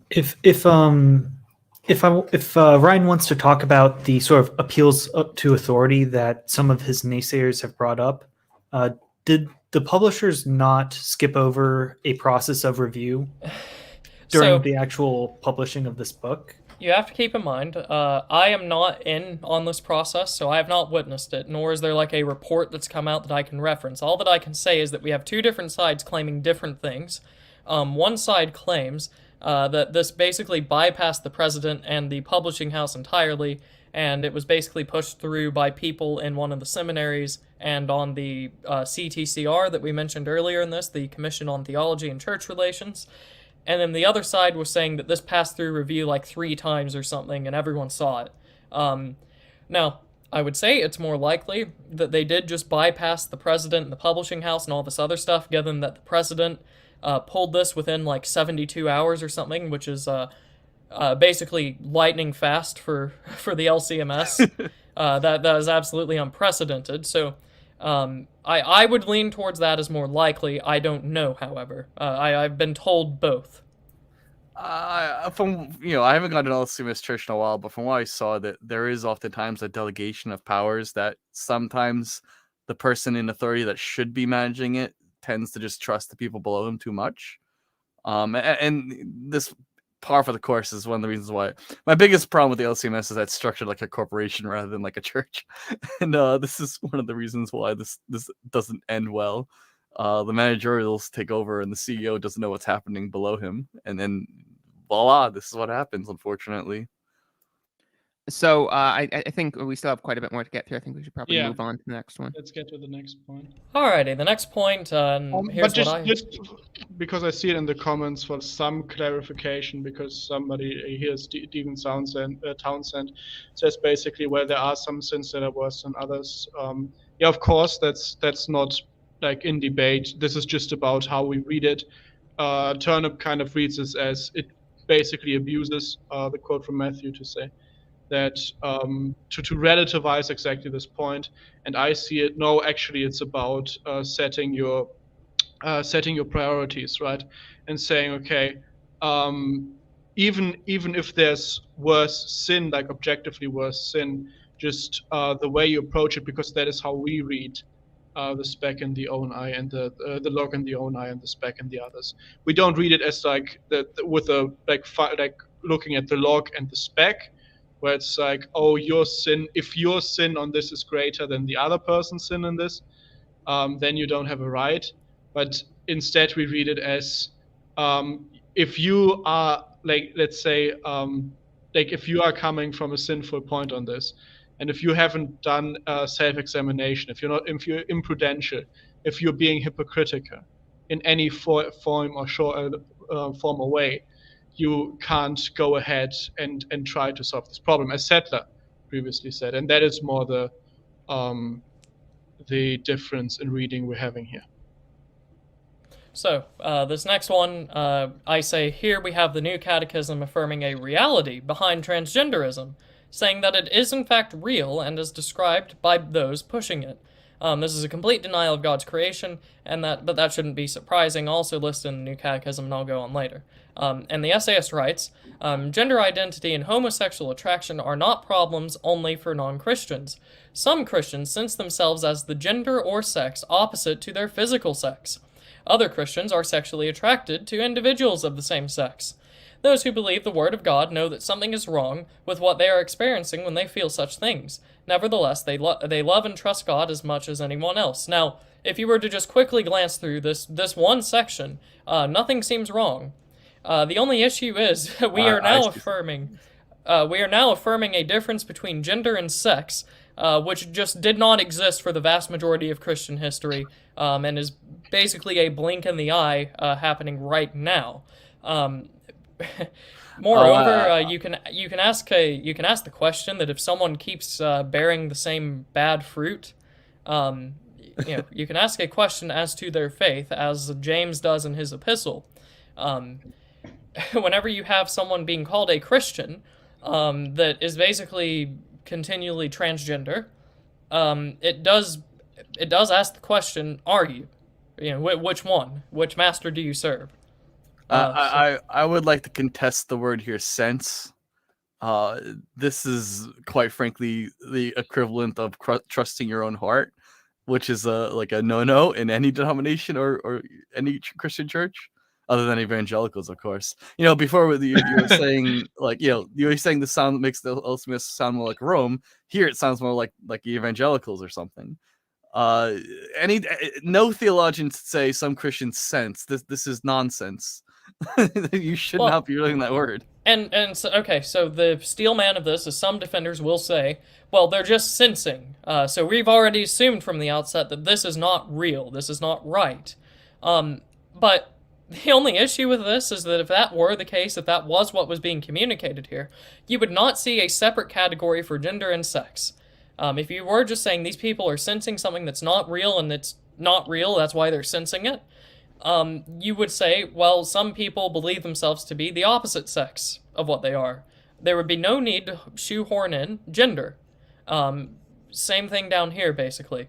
This whole sort of conceding of what the world calls these things and the worldly sciences behind these things, you're literally opening the door to whoever wants to shoehorn whatever has come in the last few years. It all starts with this. Unlike the first one on self-defense, this, I don't really think that, like, it doesn't seem to me from this excerpt that the author here has any intent, but I do think this is a classic case of conservative just like playing by the left's frame by using their own words when they should be much more intentional. Like conceding that there is such a thing as a difference between gender and sex is very damaging, and also even like talking about like physical sex as though there's a distinction between your physical sex and your spiritual sex, that's also very damaging. Right, and it unmoors things as well. Like if gender is untied from sex and just correlative or something like that, you're basically 2 years away from saying there's an infinite number of them. Like that was a meme for the longest time, but that is the logical conclusion, is that this thing is not anchored, it's not set in stone. And yeah, like you said, my issue with this, you can have some questionable, takes from this depending on how you read it. But if I were to be the most charitable, you have just opened the door to all manners of terrible teaching as a result of affirming gender and sex are different things. And as we've discussed, these people aren't exactly operating normally. They will just go and find small excerpts from obscure pieces to justify making new doctrine. There's some historical repetition here too, because this is what was happening a lot in a lot of Christian denominations back in like the 70s, and there was this big push, especially in the Catholic Church and to some degree high churches in the Protestant field, to reinterpret the Gospels as Christ really being spiritually resurrected, not bodily resurrected. You see this in a lot of films trying to like question if anyone was seen in the upper room when Christ came back. And there's even films that were made by Catholics about this that later on were like condemned by bishops. But in many ways, in typical, I suppose, boomer fashion, the LCMS is kind of like repeating these mistakes and errors that happened like 50 years ago without being aware that, hey, this is how it started in the 60s and 50s. Yeah, I think you sussed that out really well here, Ryan, because I didn't catch it in the beginning. I was like, okay, is it just using relativizing language? But you're completely right. It at the end, because I mean, there's no way to defend this. If you want to say, well, they only use gender and sex because that's what the people who use it refer to themselves as, then they would have used air quotes for gender and sex. It's that simple. Right. So, yeah, there's a variety of different ways you could have made this better, but it wasn't. Yeah. So, and once again, not even necessarily that this author is malicious. However, if I remember correctly, I think this specific essay was written by a woman, which is a big issue for a catechism, because then we have sort of broken the prohibition on women teaching the church, which is that's an issue in and of itself. Yeah. But disregarding the author. They could have the absolute best intentions in the world. They could be the perfect fit for the job. The fact that they have conceded this right here makes this does just make this inexcusable. Perfectly honestly, if you were being as thorough as possible as a church body, this would be reason enough to recall whatever the first batch was and reword it. If none of the other problems existed. Can I also say something about that? Because I saw a lot of pastors arguing, "Oh, you're only doing screenshots. What about the rest?" I'm like, listen, 1% sin is 100% damnation. I'm sorry. Like, I don't care if it's a screen grab. Right. One yeah, line. So, go on. I mean that is just obviously like a ridiculous complaint. I mean, should he just like post a PDF to the whole thing and say, read this all and figure out how it's bad? And I made this point. I could have posted the whole thing in digital format, but I would be sued. This thing isn't just in the public domain. This is copyrighted. This is owned by the publishing house. I do not own it. For me to just go through the whole thing, Ryan Turnipseed's list of annotations to the annotated catechism, and go through this point by point. That would be illegal. You have to write 95 theses on what's wrong. So, and this is the other issue as well. If I did make these points and I had literally just threw the whole catechism at them, then the objection would be, well, you're just obfuscating because you're not specifically pointing out what's wrong. You're just making generalizations. You need to point where specifically the issue is, which is what I did here. And that's like the spiritual fidgeting of not wanting to admit you effed up is just so frustrating that, like, I know that I as a Christian have to just like be kind and be patient and wait for them to calm their hooters down so I can say more about why they're wrong. But it's really frustrating how they're just like this whole episode reminded me of why serpents is the word used for this behavior, because it really is wriggling like a snake. Right, and that's really, once again, and it's worth keeping this in mind, not all of these come from the same person. These are all different essays. But really, by the end of this, and I did read through this, that's the other objection I get, is you just didn't read through this, you were lazy, which, ironically, is made by the same people that can't get straight whether or not I'm real or even existent. They've denied my name for the first few days here. I have to say, I have heard apparently that you're not even like a real person, that you're just like a really advanced AI that has been unleashed probably by the papists to destroy No, you. I wrote We the code. can, if we get through this quickly, I don't know how long you're wanting to go for. I can bring up those comments by people that are higher ups in this church. I'm the lazy one that got all this wrong because I was just rashly going through it and made rash decisions to post this on public platforms. But they, on the other hand, are perfectly reasonable, perfectly lucid, and also just as public, saying that I am pseudonymous, that I'm anonymous, or that I just don't exist. Both of these, in their eyes, are perfectly logical. They both logically follow, and that's just because I've learned a large part of this church believes that the Eighth Commandment only applies to certain people, at least in practice. So, but that's just how they've treated me. We can go on if there's nothing else here. Yeah, I think we can move on. Alrighty, so, and this is why I said next, that's right, the conservative, confessional Lutherans are saying that Genesis is entirely separate from any scientific theories.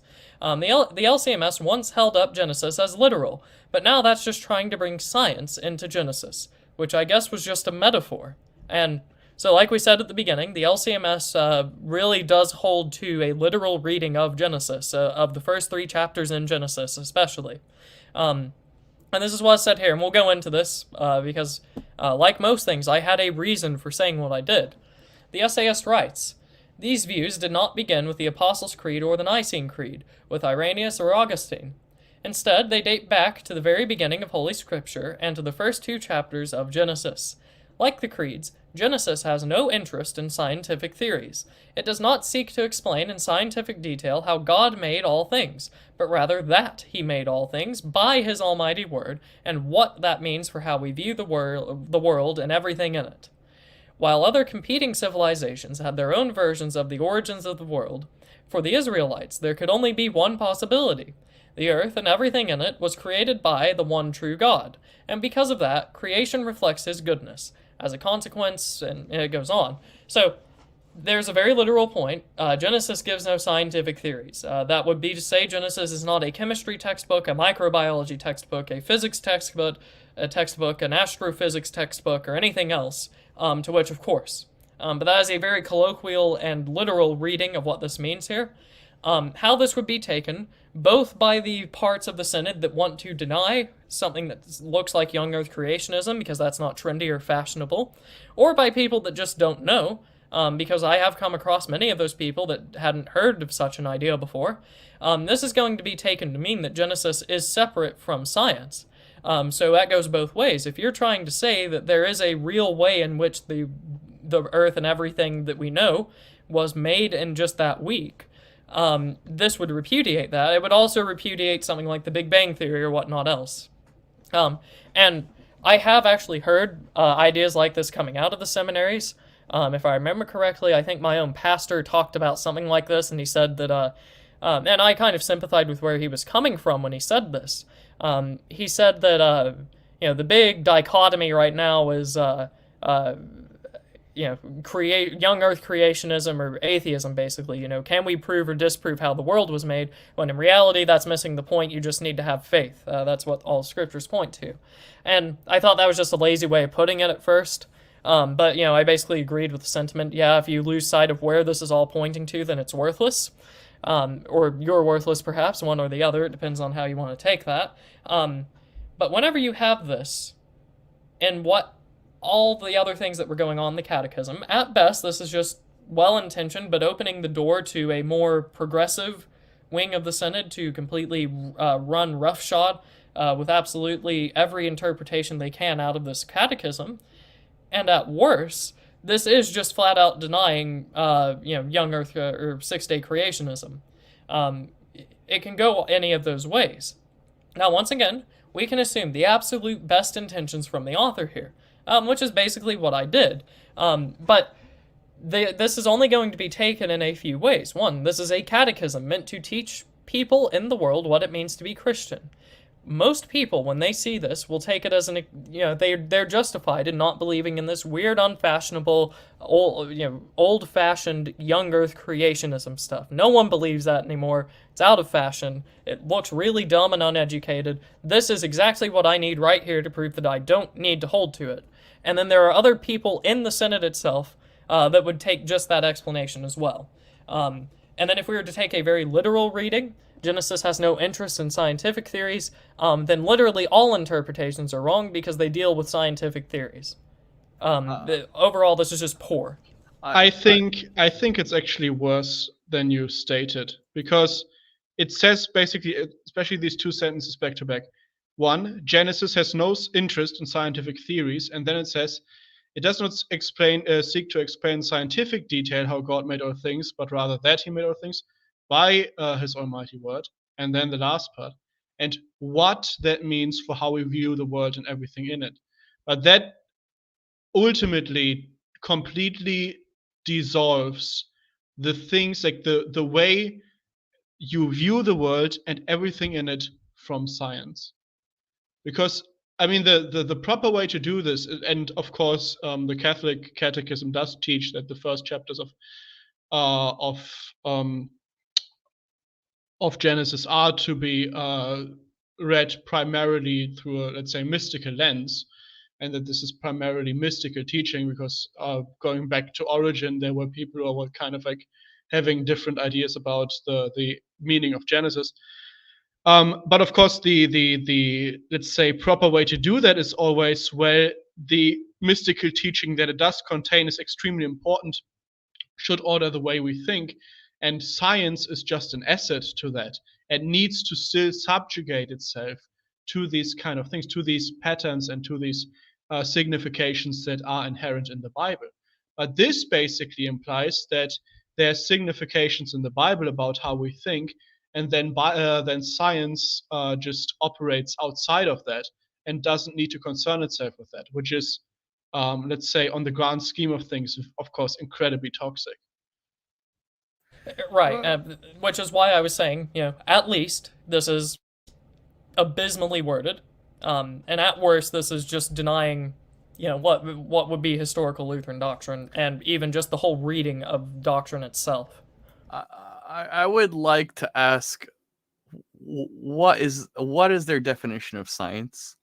Well, I mean, that would be a great thing to know, but this is just like a sort of sideswipe that is just irresponsible, which is why it's here.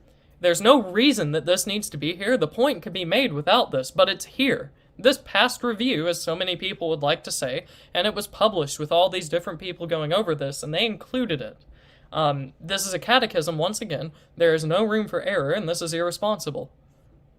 Yeah, I mean, obviously, but it's like, because in the last year and a half, I've really made a big shift from old Earth to young Earth, primarily because I was always aware.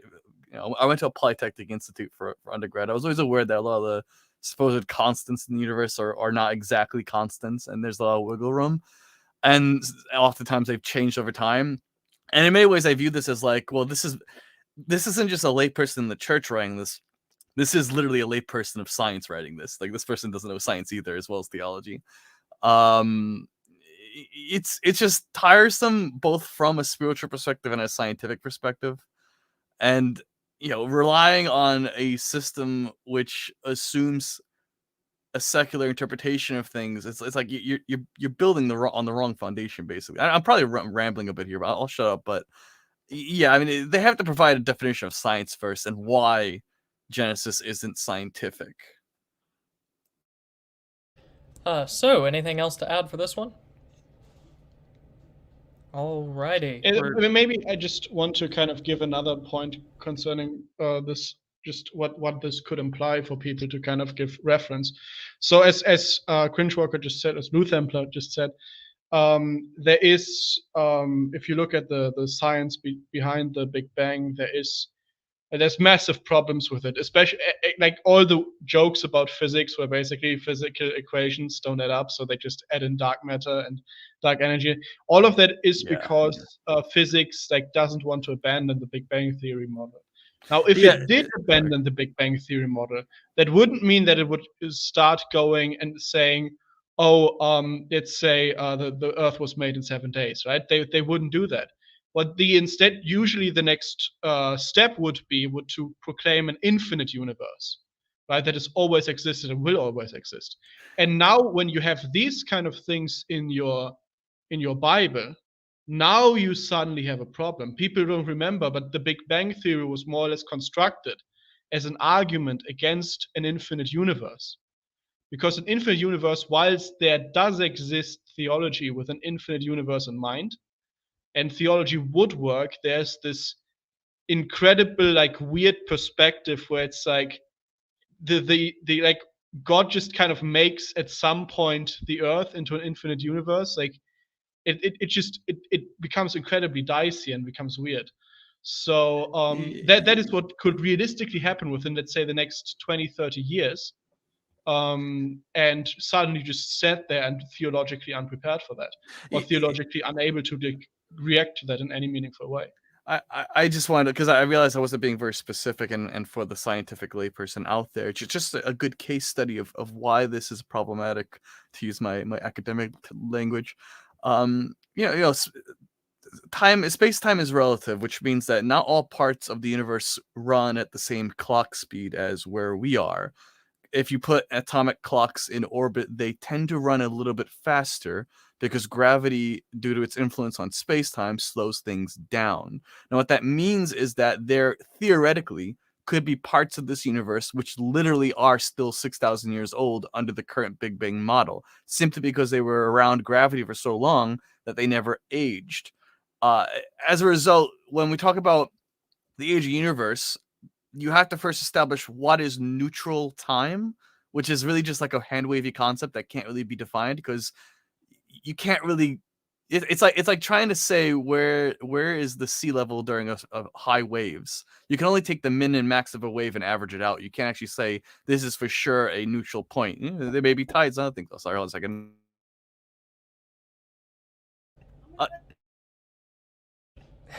Sorry, I'm getting yelled at.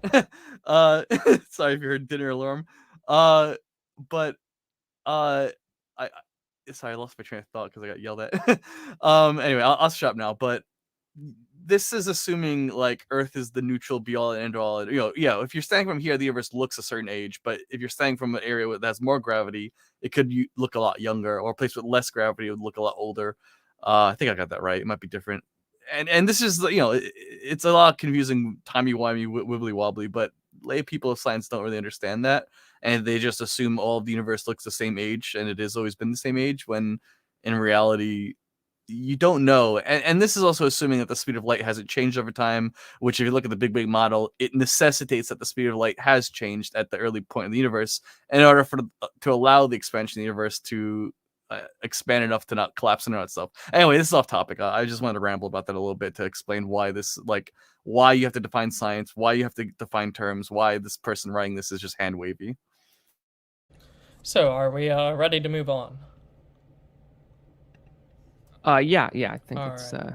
appropriate to move on. The next one, I said, further along the path of denying God's creation, we have here another complete affirmation of the framework pushed by trans activists. Furthermore, if this still is sinful, it's a new special category of sin that apparently has nothing to do with what has been done or undone. So, the essayist writes, gender dysphoria is a form of suffering. It primarily concerns one's sense of self, not one's deeds. It is only one reason people might see themselves as transgender. Christians with gender dysphoria generally continue to experience it, no matter how much they grow in faith and love towards God. So this is very quick and very brutal. We completely deny something like sanctification. We sell a completely hopeless view to these people if they start reading this catechism with sincerity, because you are just telling them here, oh yeah, this stuff, we're going to softly tell you that this is bad. But also, there might be a chance that you'll just continue to experience it, and sanctification just doesn't apply to you. And then the other thing that's terrible here is we've made a sin we've made this category into one's sense of self and not necessarily what one does. So So we've got a special category of sin here that has nothing to do about what we have to do or what we don't have to do or what we should have done or should not have done. It's literally just your perception of yourself using these modern weird terms that we just now decide to adopt from the world is incorrect. And that puts you in sin, which you might not even be able to get out of. So this is also just bad. As was brought up previously, this totally ignores demonic influence, right? There's no mention here that like perpetuation of this is a demonic source. I think someone in one of your videos, Ryan, that said that like if you control a demonic or demon, you only get like 1 or 2 results. It's like, well, this is a great opportunity to say what's causing this. Right, and this whole catechism is just devoid of a concept like spiritual warfare or whatever. So yeah, I take deep offense to like generally continue to experience it.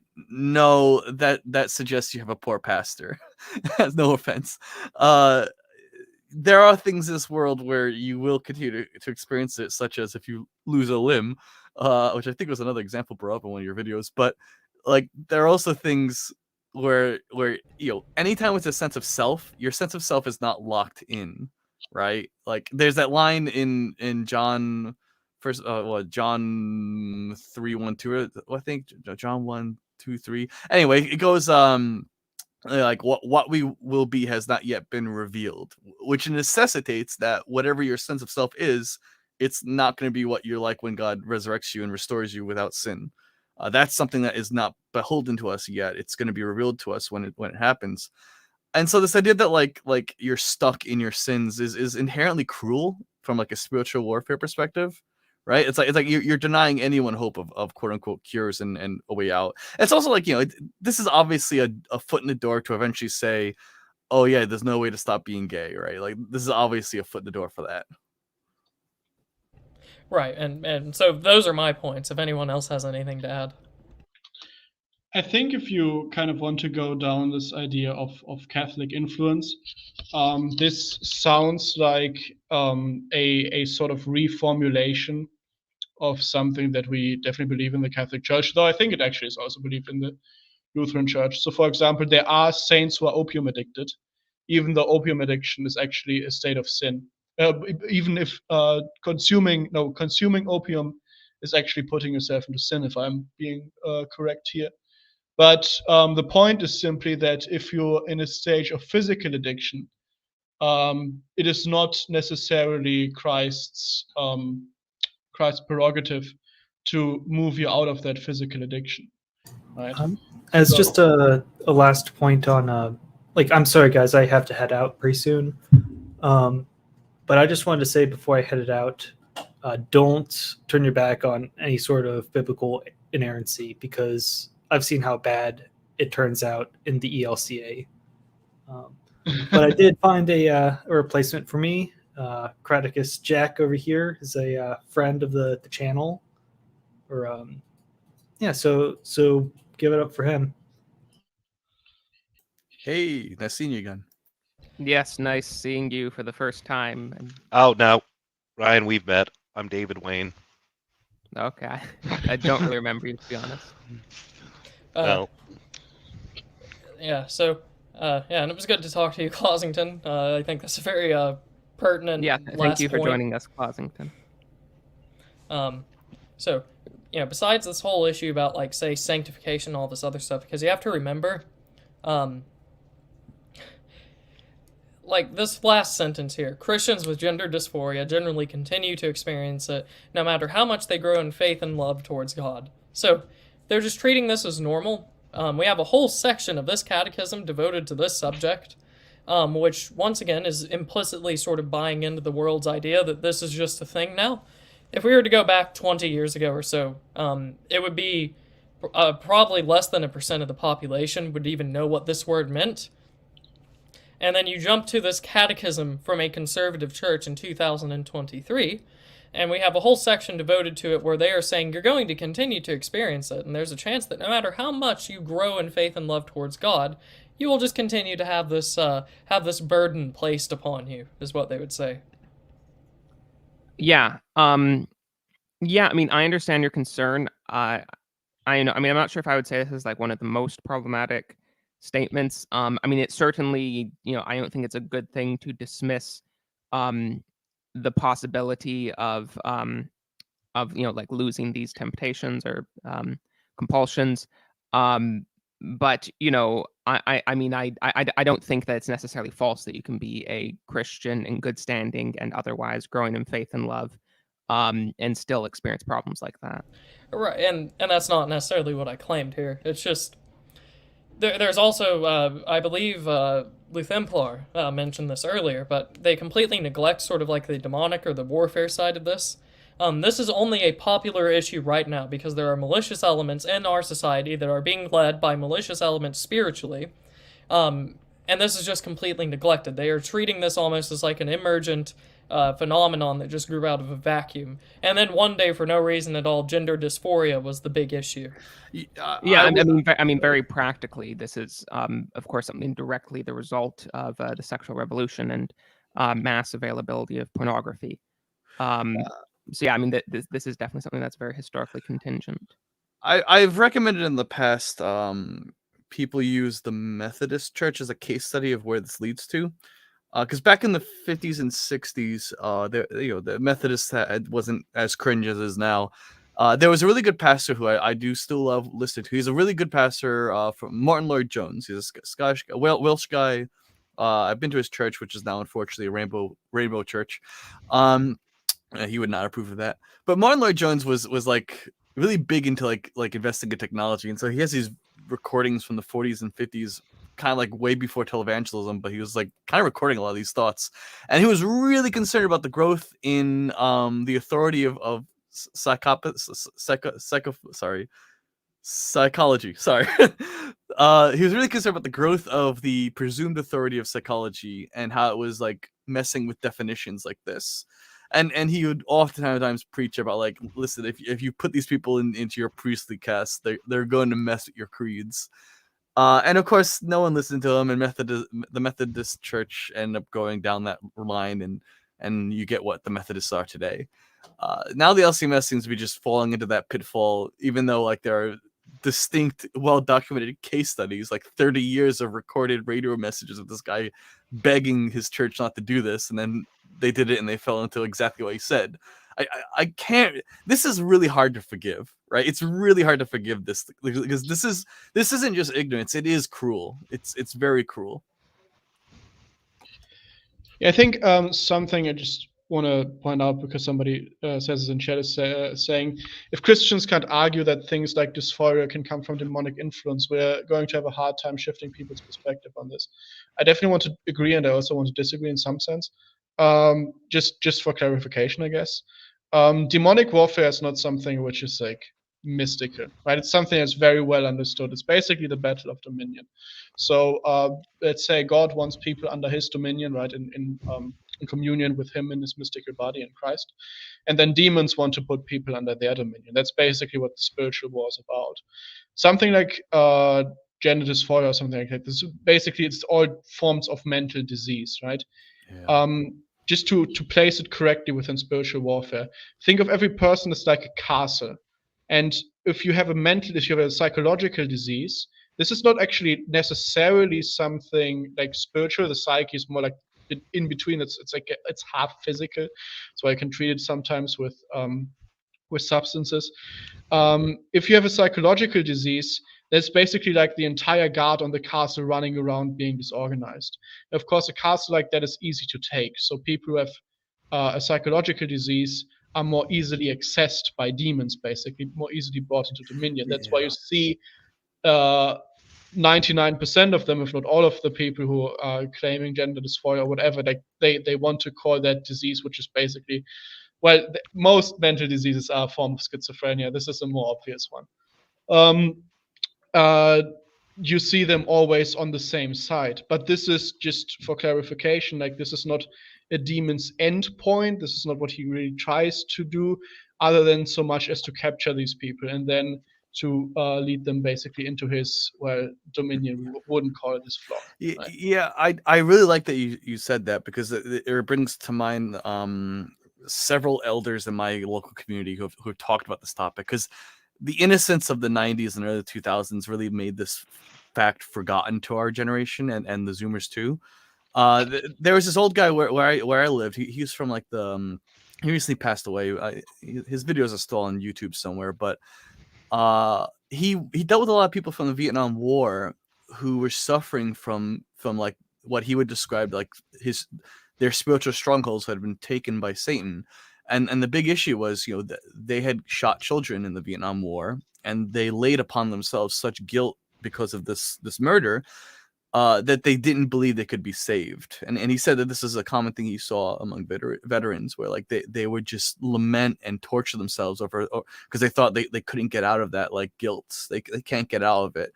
And the it was a form of like early psychological over psychologizing things.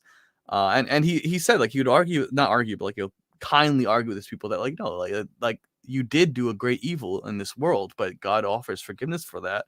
And it was really like you were trying to take a fortress from the enemy. This fortress, it's called a stronghold because it is a stronghold. Is what I've been told by this guy. Like, understand, it is a strong grip of the enemy on someone's heart, convicting them of a lie. And a lot of times we tend to say, oh, this person believes in a lie, they're a fool, they're an idiot. No, a lot of times it's because of a genuine hurt that they did, such as murdering children.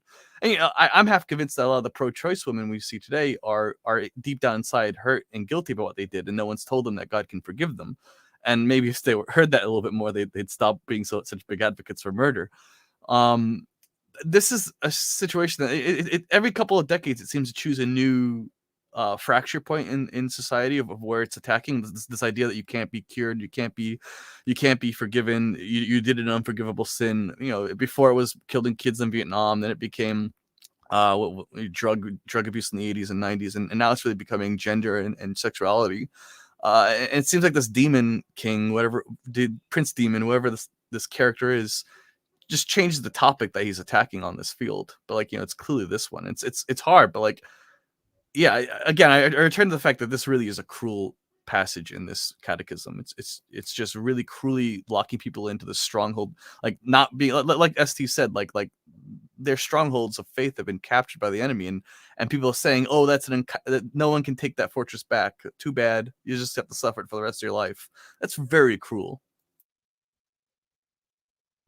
And I don't mean to cut discussions too terribly short, but I probably can't go past much more than 2.5 hours. So yeah, let's get on with it. Alrighty. So, next thing, along the more social side of present issues, we have God's law being used to prohibit theft from those who possess economic and social privilege. Yes, the conservative confessional LCMS is affirming basically every radical point of 5 years ago about privilege. And I probably understated that issue there. They're bringing this into the interpretation of the commandments. So this is John Arthur Nunes. You can, if you want to know more about who this guy is and how radical he is, I had a stream on my own channel on Monday of this week called The New Catechism of the LCMS. You can go find it there. We went through this, but I'll read off what the essayist says. For middle or upper-class Christians, it is not uncommon to think that many commandments are most acutely relevant to the crimes found in poorer communities, places ravaged by property crimes, violence, decay, substance abuse, and so forth. That is, to people on the edges or margins. Don't crime statistics for such communities prove the case? Using Martin Luther's catechetical ethics as illuminated in his comments in the Large Catechism on the 1st, 7th, 9th, and 10th commandments, this essay will explore a range of ways to think about stealing. A transformative insight of the Reformer consists in applying God's law prohibiting theft to less than obvious perpetrators, the virtuous who possess economic and societal privilege. So, in case anyone got lost there in some of the verboseness of the essay, this is literally just saying, what if we apply the concept of economic and societal privilege to the biblical prohibition on theft? That is to say, we are just openly admitting we're breaking with historical teachings here, and we are just going to take a worldly doctrine about economic and societal privilege. And for the Roman Catholics, they're about to start talking about social justice found in the 1930s by, say, Father Charles Coughlin or whatnot. That's not this. This guy is much more closer to the the more racially Marxist types when they talk about economic and societal privilege than what you Catholics might be familiar with. So run wild with it, you guys. Yeah, I mean, I'm sure that's true, but I'm still pretty sympathetic to what he's saying. I mean, I'm not.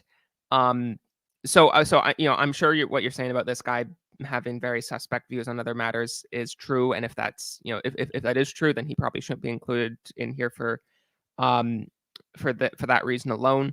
But with that said, I still, just evaluating the statement on itself, I mean, I basically agree with it, and this isn't anything particular to one particular political party. I mean, I think stuff like just wage is pretty well founded in Catholic social teaching. So I mean, this might just be like a Catholic Protestant thing, though. I know there's some people other than me that are more well educated in the history of Protestant views on economics. Well, we'll get to this later, but the spoiler alert for this is that we're going to go into why gentrification is evil, and why if you move into something and you're too rich and prices go up because living standards improve, you're stealing from your poor neighbor. Now, we're not going to apply that to people bringing values down. We're just going to say gentrification is evil, and we're going to give a very sort of dog whistling statement against whites for why that is, and that's later on. I mean, I wouldn't agree with that, but again, just this statement by itself. I mean, I would basically agree that. I mean, again, I think this is something that's pretty well founded in Catholic social teaching, that depriving people of just wages is a form of theft, and the universal destination of goods that the goods that exist to bring us to union with God, to bring us to salvation, and that that an individual's right to possess those goods is not absolutely inviolable. So I mean, yeah, I still would say that I mostly agree with what's being said here. I mean, I think to give a particular biblical citation for this, what Christ says in Matthew 25, whatever you do to the least of these, you do unto me. I think Christ is quite explicitly indicating there that is, in a sense, a form of theft to not give to the poor what is owed to them. Now, I'm not saying it has the exact same legal status as theft, but right. Still, that giving alms to the poor is something that they are quite literally owed, and that it's something that is morally held against you for not doing. Right, and Luther would mostly agree with all that. So someone thought they were going to get away with taking a pot shot with saying, like, guess what? Luther wasn't a free market capitalist. And the only thing that I could respond with is, you're most certainly right, which is why throughout this entire essay I was wondering where the condemnations of throwing all of our women into the workforce was. Where are the condemnations of our society's complete reliance on usurious interest rates? Where, funny money. We have an entire system based around monetary manipulation that absolutely destroys the poor and destroys anyone that doesn't have access to a vast amount of power. None of that stuff was really present in here. Usury was mentioned multiple times, but they never actually got onto the topic. I would be inclined to say, Luther would probably agree with a good portion of what you just said. I don't know if you'd frame it necessarily the same way. It's just that this guy doesn't go into any of that, and neither do any of the other essays, which, in this case, context does matter, and I have read it. You can do a simple, if you have the PDF, you can do a Control-F, usury, and you will find none of those issues talked about throughout the entire book. I only have to say, my main, even as a registered Democrat voter here, yeah, I might agree with a lot of this, but I don't think Luther would agree with this, because he wrote that lovely book against the murdering, thieving hordes of peasants. Right. So, but this was just that's all I had to say about this, really, and it's kind of just caught my eye because it. They usually aren't so blatant as to just come out and directly say, yeah, we're going to merge these two philosophies into one in your catechism. Usually they're a little bit more implicit with that. But that's kind of why I included that so far up in the list here. Anything else from anyone? I think this, I mean, sorry, in context, what this is going to do if this gets through or something like this gets through, it is effectively going to resign the LCMS, ironically, to just an upper middle class white people club. Because effectively what we are seeing, like on issue is always to just kind of like not talk about the issues that, let's say, people like blacks, like people with like gender dysphoria ideas or whatever, that what all of these people that you see as classically or currently outside or against Christianity are facing, you say you go completely against it. Instead, you address very minute and very specific and definitely existing issues exclusively within the upper middle white class, let's say, core of Lutheranism. And if that continues, and actually in Catholicism something like that happened, and which is why it's so important that the current Pope kind of stresses the poor and the downtrodden so much, and going to the poor and engaging with homeless people, is that this basically happened with like many parts of Catholic culture and Catholic theology, because you would always kind of like in the recent, let's say, upheavals we've had within the church structure, people would always just go focus their theological concerns on the most immediate in group, and that in the end meant that the churches were only for those who had. I think he got cut off actually. Well, ST, if you're not, you kind of got cut off at the end there, but I'm not entirely against the idea that you should serve your own first, because I do think that if you have a healthy community, it's more easily able to help their neighbors. It seems like prioritizing a stronger internal. Oh, now there's two of them. This is getting ridiculous. Now there's two of them. Far too many Germans. We're only allowed one per stream. No, I mean, like it seems to me that like if you do have a little bit of an in-group preference, it allows you to be a better organization to help your neighbors. And in many ways, you see this amongst like African Americans who always prefer their own first. And as a result, when the other people around them are in trouble, they tend to actually help them in the areas where they're not, gang ridden. But historically, like it seems like well-knit communities that are established and take care of themselves first, that can then help others. There's often the example of the Samaritan helping the Jew, but the Samaritan clearly had like clearly was a man of means, and he didn't just abandon the guy, but he did offset the responsibility to an innkeeper in the end and went back to his own land. He wanted to make sure the man got care from his own people, not from a Samaritan, basically, which is, maybe it's a little autistic reinterpretation, but it seems to me that like it's not a bad thing. It's just, help people in emergencies when they're in emergencies, but in all instances, maybe help your own first to help yourself, help others. Yeah, that's kind of the to slightly piggyback off of that. I'm a bit of a theological outsider in terms of tradition. I come from the Reformed Baptist tradition for in theology, and so that's always been kind of like my reaction and critique of to a lot of Catholic social justice teaching and such, where I hear poverty. I know you guys have a particular definition of poverty, but I'm also seeing it in this as well, where it's kind of extolled in a certain sense, and always kind of the critique I always shoot back at that would be basically you're ultimately putting a burden upon your neighbors, and in fact there's greater virtue in rather being godly while wealthy, and thus I hold to kind of like No, go keep finish your thought. And that's why I end up favoring the kind of Doug Wilson Christian Reconstructionist stream of view of wealth and economics, that rather broadly speaking, the ideal should be to gain in wealth overall, both as community and individually, not in like a a prosperity gospel, faith will make riches rain down upon you, but rather by just following God's law and being virtuous, broadly speaking. Most of the time you're going to end up wealthier when you die than when you start. Yeah, I mean, I don't think the Catholic Church would deny that it's a good thing for the community as a whole to try and become wealthier for the community's benefit.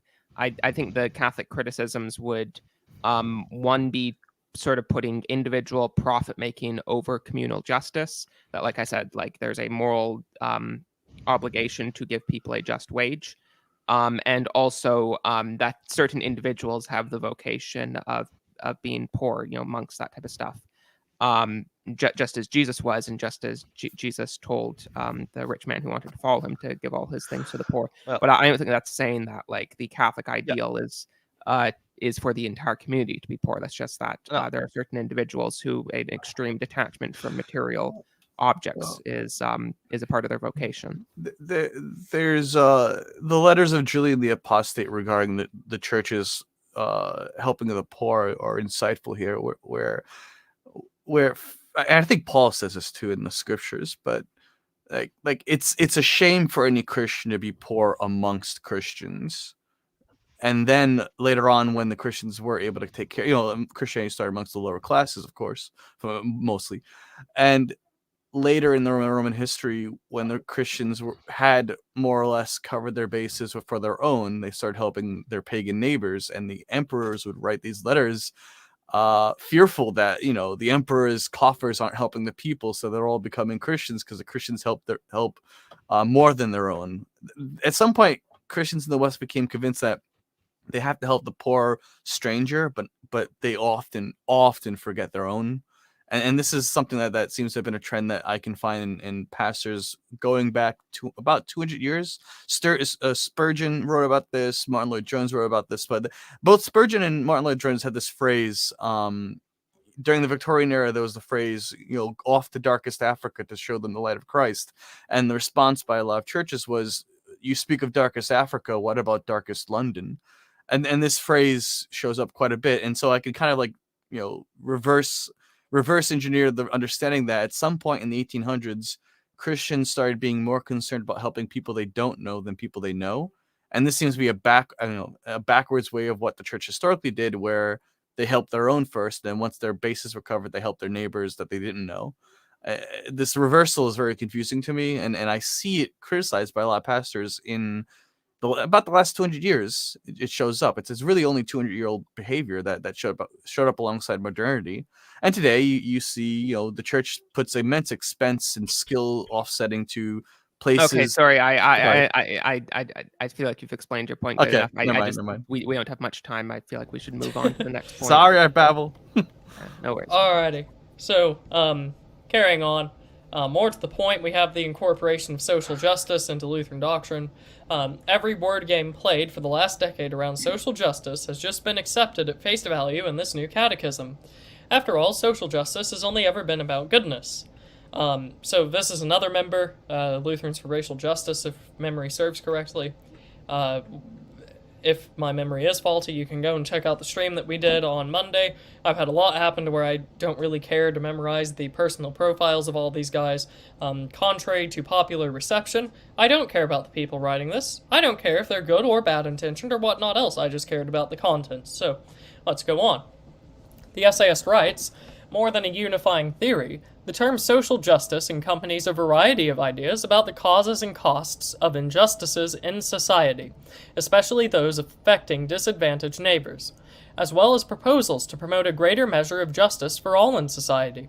A Lutheran approach to social justice will benefit from Martin Luther's distinction between the two kinds of righteousness, reflections on right attitudes towards the poor and the needy, exposition on the Ten Commandments, and teaching on vocation.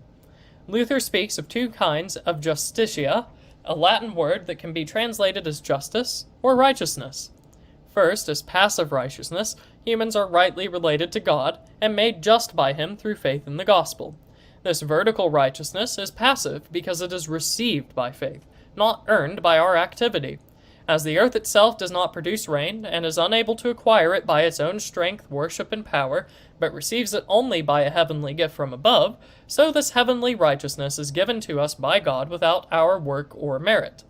Having been justified by God, His children also know that He wills them to be rightly related to one another or act justly towards one another. This horizontal righteousness is active. It consists of actively performed It consists of actively performed on behalf of neighbors according to God's law. Because social justice deals with the promotion of justice in society, it best fits in a discussion of active righteousness. So this is, once again, not Catholic social teaching. I would like you all to keep that in mind.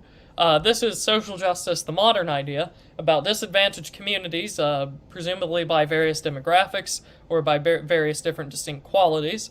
And it's going to go on about how this needs to be fitted in to, in particular, Lutheran doctrine. So this is literally them saying right at the bottom here, we are going to synthesize our doctrine with something new. This is not the perspective of a historical church, necessarily. This would not be in the Catechism, if it were. This would be in a library or something like that, completely separate from the Catechism, but instead, it seems that whoever approved this and got this through was perfectly content with having people coming away from reading it thinking that social justice is perfectly fine in Lutheranism, even though it's just been introduced in this one page. Yeah, no, I mean, I sort of, this guy's comment sums up my feeling on this somewhat. I definitely, I like to use the term social justice in a positive sense sometimes, but I understand that's probably not where this person is getting this from. But with that said, with that said, I definitely understand your concerns here, but this is so vague. This is just the opening of this essay. I don't really feel like I can comment too much on it just from this, because it's not really getting into the specifics yet. Well, here's the issue though. This is a catechism, and it's meant to explain Lutheran teachings about the catechism, and this is not that. This is something entirely new that has just been introduced now. In fact, this isn't even held by the Synod, nor has it been historically held by the Synod. It doesn't have a place in the Catechism. And this will come into play later, because you hear how it's being phrased in a positive light. There will be a later essay in the Catechism as well that contradicts this one in its view on social justice. So, it'll become meaningful later if it's vague right now. I don't really see a reason to use the term social justice when, once again, you're giving, you're grabbing a baseline term from your enemies, and your enemies can redefine it at a later time and suck you into their perverse definitions. If anything, make up your own word for it. Don't take the word of someone that wants to kill you. I think we should use the what Ryan just said. This will be clear at a later time to just push along. Alrighty. So, I think it's literally the next tweet. We come along. The narratives surrounding social justice are quite confusing, because it's also apparently a tool by privileged whites to maintain supremacy over churches in Africa. Remember, social justice has only ever been an evil tool by evil whites to keep the third world down. And I got flack for this, because this guy is supposedly a conservative. It's just I completely hate the framing that's being used here, and I think it's a very worldly framing. So we can skip the first paragraph because it's a fluff, really. You can read it on your own. If you want me to narrate it, just read it yourself. Starting with the second paragraph, the essayist writes, views of the church go beyond these images. While many believers maintain positive feelings about the church also has increasingly become a target of hatred and attacks by non-believers. Yet the church also suffers from forces within it. The authority of the Bible is no longer taken for granted by many. So-called Lutheran countries in Scandinavia have become mission fields where few people worship and Christians are persecuted for confessing what the Bible says. The center of numerical growth for Christians has shifted from the northern to the southern hemisphere, particularly Africa. European and North American churches senselessly impose social justice agendas upon these younger churches to maintain their supremacy. In the West, as conservative denominations seek to grow, they looked more to business models than to Scripture. Many have lost confidence in the organized church and choose to rely on their own experience of the divine apart from any church. Still others routinely switch denominational affiliation, seeking an option that cultivates their own spirituality. No wonder the church means so many different things to different people. The vast majority of this is perfectly fine. I would alter it ever so slightly. It's literally just that this contradicts the earlier essay, and also I hate the framing of this I hate the framing of this. Oh, it's the evil Northern Hemisphere that's trying to keep the new churches down with social justice. You know, I'm not entirely against it if they're talking about Anglicans. Okay, but number one, I don't care, and nor should anyone in this catechism. It's completely off the point. And number two, I think that most of these Northern Hemisphere churches, for the ones that are actually churches, are too busy trying to not be subsumed by the world to have some sort of conspiratorial regime placed on churches in Africa and India and whatnot else. I think that if there are social justice agendas being thrown at those Southern Hemisphere churches, maybe it's because they went along with it. Maybe it's not just because the evil North imposed it on them. Is Masaki also? Well, I mean, I think what's also sort of relevant here is, I mean, I do think that there's ideological colonialism and imperialism coming from the West, but I think it's just obviously false that like even liberal churches are really the main vector of that. That's more a function of Western corporations and the State Department and stuff like that. Yeah. It's I mean, I'm not saying that Western churches never are a part of that, but I don't think that even Western liberal churches are anywhere close to the main vector. Also, the vast majority of Africans live in the Northern Hemisphere. The people. The equator runs. Yeah, the equator runs through like the lower half of Africa. This is so funny. The Americans doesn't know geography yet again. Like they probably drew the equator along the Mediterranean. What was it? Remember Little Bowser thought that American Samoa would tip over if we put on too many troops on it? Anyway, let's go on. Let's not get distracted. I want to distract us, so I'm going to hold my tongue. So hopefully now you can see the sort of reason the other introduction was included just before this one, the complete and total contradiction. But I'll go on. And here we have God's law being used to justify progress toward proximate justice. Sorry, what? Where exactly are we progressing towards? Who is deciding what is proximate? I'm sure you already know the answer. And the thing that matters here, let me see if I can find it, because this was just the person that sent this to me. I didn't actually have this on my own accord the first time. I just had a guy send it to me in one of the chats I was in. He was like, look, this is another part where social justice comes into play. And I caught the part, I believe it's towards the bottom. This bottom paragraph. And we'll just start here. Thus, practicing justice is not optional. However, the practice of righteousness is imperfect in this fallen world. Justice is a work in progress. The aim of active righteousness is not the idealistic attainment of perfect justice, but progress in proximate justice. I have a complete and total disagreement with this. You do what is right because it is right, because ideally this is what the right thing is. You don't do it because of some proximate measurement. Well, if I aim this high, then we'll be this % better off, and we'll be closer than if I were to do what was actually right. That seems a little bit less realistic. The whole way of thinking about this is evil. That's really what it's saying here. I think when it says proximate justice, the aim of active righteousness is not the idealistic attainment of perfect justice, but progress in proximate justice. Yeah, I mean, I think all that's saying is that like the justice we have here on earth is never going to be ideal. So we are aiming for that ideal, but ultimately the justice we're able to attain is only it always falls short. It's only proximate to that. So, but hold on, there is a positive statement saying that we are achieving progress in proximate justice. What does that look like?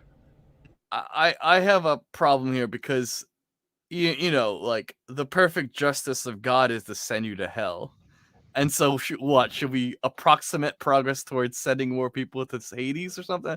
It doesn't make sense. They're trying to merge secular and divine justice, and it just becomes gobbledygook. Yeah, I think this is obviously not referring to like God's judgment, but I think we can still, in a meaningful sense, refer to justice, justice in society. Theft, even just in the normal understanding of theft, is like a matter of justice. It's unjust if someone steals money from you. So I don't think that like it matters that, well, perfect justice is God sending you to hell. I don't think that really detracts from the fact that we can still meaningfully talk about justice when it comes to the morality and immorality of certain acts. So and I mean progress. I'm definitely, I understand, like, I understand that, when they use these types of words that we know these are progressive associated words, I understand it's very reasonable to be concerned about that. But that said, I don't think there's anything that wrong with this,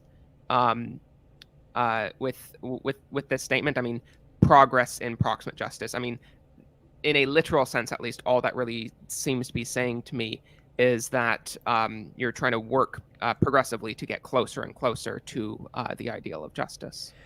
Okay, so if that's what they were saying, then why not just say that? Why say we have to but we're seeking progress in proximate justice? Because what you just said and what's written here are two different things. And my counter to the whole point overall would be that you shouldn't have this concept in mind when you're talking about dealing with thinking about or theorizing about justice. You should have the ideal in mind. What does God want us to do? That would be his law. One of the main uses of the law is guide. What should we be doing? Whenever we look at this, but I think it's pretty normal in a catechism. Sorry, I'm not going to pronounce that right. In a sense, when you're teaching people about this, that like, you're like, okay, these are the things you should do. This is just. This is unjust. This is a sin. This is good. This is virtuous. That then, like, inevitably the question comes up, okay, well, I'm probably not going to actually do all those things. I'm probably going to fail sometimes. So then, like, what's the answer? Like, does that matter? Do I get kicked out of the church? How much do I need to fail? And it was, well, a certain amount of failing may result in excommunication, but generally, no, a proximate progress towards that ideal is what is realistically being asked. That's on the personal level. And that has been covered in this catechism in multiple other places that nothing jumped out to me. But this is up here, and perhaps I should have included this then. It is talking about civil society. So those are fundamentally two different things. What should we be doing and what should I be doing are differences. In civil society, much like in your personal life, you shouldn't be asking how much do I have to do or something like that. You should be asking what should I be doing and then try to do that to the best of your ability. And you won't do it, obviously. And on the personal level, this catechism and other parts of Lutheran teachings deal with that quite extensively. What happens when you don't live up to the law? Well, you have the promises, specifically given to you because you don't live up to the law. In civil society, though, when we're talking about justice, the aim is always to work towards what is just. Acknowledging that we're only ever going to get proximate justice and that's what we really are progressing towards, and all this other stuff is at best obfuscation and at worst trying to misdirect where people are working towards. Hopefully my objection there is clearer. Yeah, no, that's clear. I don't really think I have much more to add. Alrighty. So, going on. Social justice for who is another good question to ask. So that was sort of tongue-in-cheek. But this main point here is not races, as we can see here, and a call to affirm that the material world is a good creation. We somehow deny race but affirm sexuality and our gender in the New Catechism, where the essayist writes, "If we deny the goodness of the created material world around us and all that is in it, we risk denying that our lives and our bodies, our skin tone and our physical appearance, our sexuality and our gender, our work and our play, our families and our neighbors, our very existence as human beings come from God, are his eternal design for us, and should be protected and defended as the gifts that they are. Ultimately, to deny the goodness of this created material world around us and all that is in it is to deny our true humanity." Now, the issue with this is that we can affirm that somehow in the material world, sexuality and gender are different things, despite the fact that this is a very contemporary idea, but we can't use something like the word race. Instead, we have to use skin tone as if that's all race is. So I'm not, once again, and I should be clear from the way I've conducted myself throughout this whole thing, I'm not subscribing to any one particular theory one way or another. It's just I find it really weird that if we're going to have this whole topic about affirming the material world, we are not affirming race, something that can bear out in material, but we are going to affirm sexuality and gender, two ethereal categories that aren't really material in the way that the modern world is using them, and definitely what these definitions mean. I definitely, I think the entire concept of sexuality and gender is that the entire category is just false, and at least in the way conventionally used today, and that it's not that you're even if this is not the intent, you're giving in to the sort of modern notions of sexuality and gender by even using those terms. Is this the Japanese writer still? Okay, so I've forgotten specifically which one this is from, but I can pull that up very quickly. I was gonna make a snarky comment that the Japanese man is denying the Chinese yet again. Well, I mean, you also have to memorize or keep in mind this has been out for 7 days, and I am a full-time student. But let me pull that up really quickly because we will be thorough. I do not want to be accused. Oh, it's just a snarky comment. You don't have to. No, we will find this because invariably there's going to be someone that will say, how can we take this kid seriously? He has not memorized word for word this entire catechism and its authors. So we will pull up who wrote this, just because you asked, and I'm sure other people in the audience wants to know. Let me just Control F our skin tone real quickly. God as Creator, and this was written by Richard J. Serena Jr. Oh, never mind. It wasn't a Japanese man. Right. I mean, yeah, I mean, the sexuality and gender thing is really annoying me still. I mean, obviously, like, our skin tone and our physical appearance. I mean, yeah, this has a large amount of Americanese, if you will, imprinted into it. It's not a universal catechism. It's like, I'm going to obey the normie speak. I mean, I understand your criticism, Cringe Walker, but I mean, it is for the LCMS, which is a specifically American church. Oh no, they love their African missions. This is very disrespectful African local understanding of these concepts. Just I think we should again. Ryan said he wants to go in a few minutes, so we should probably move on. Yeah, that's Sorry.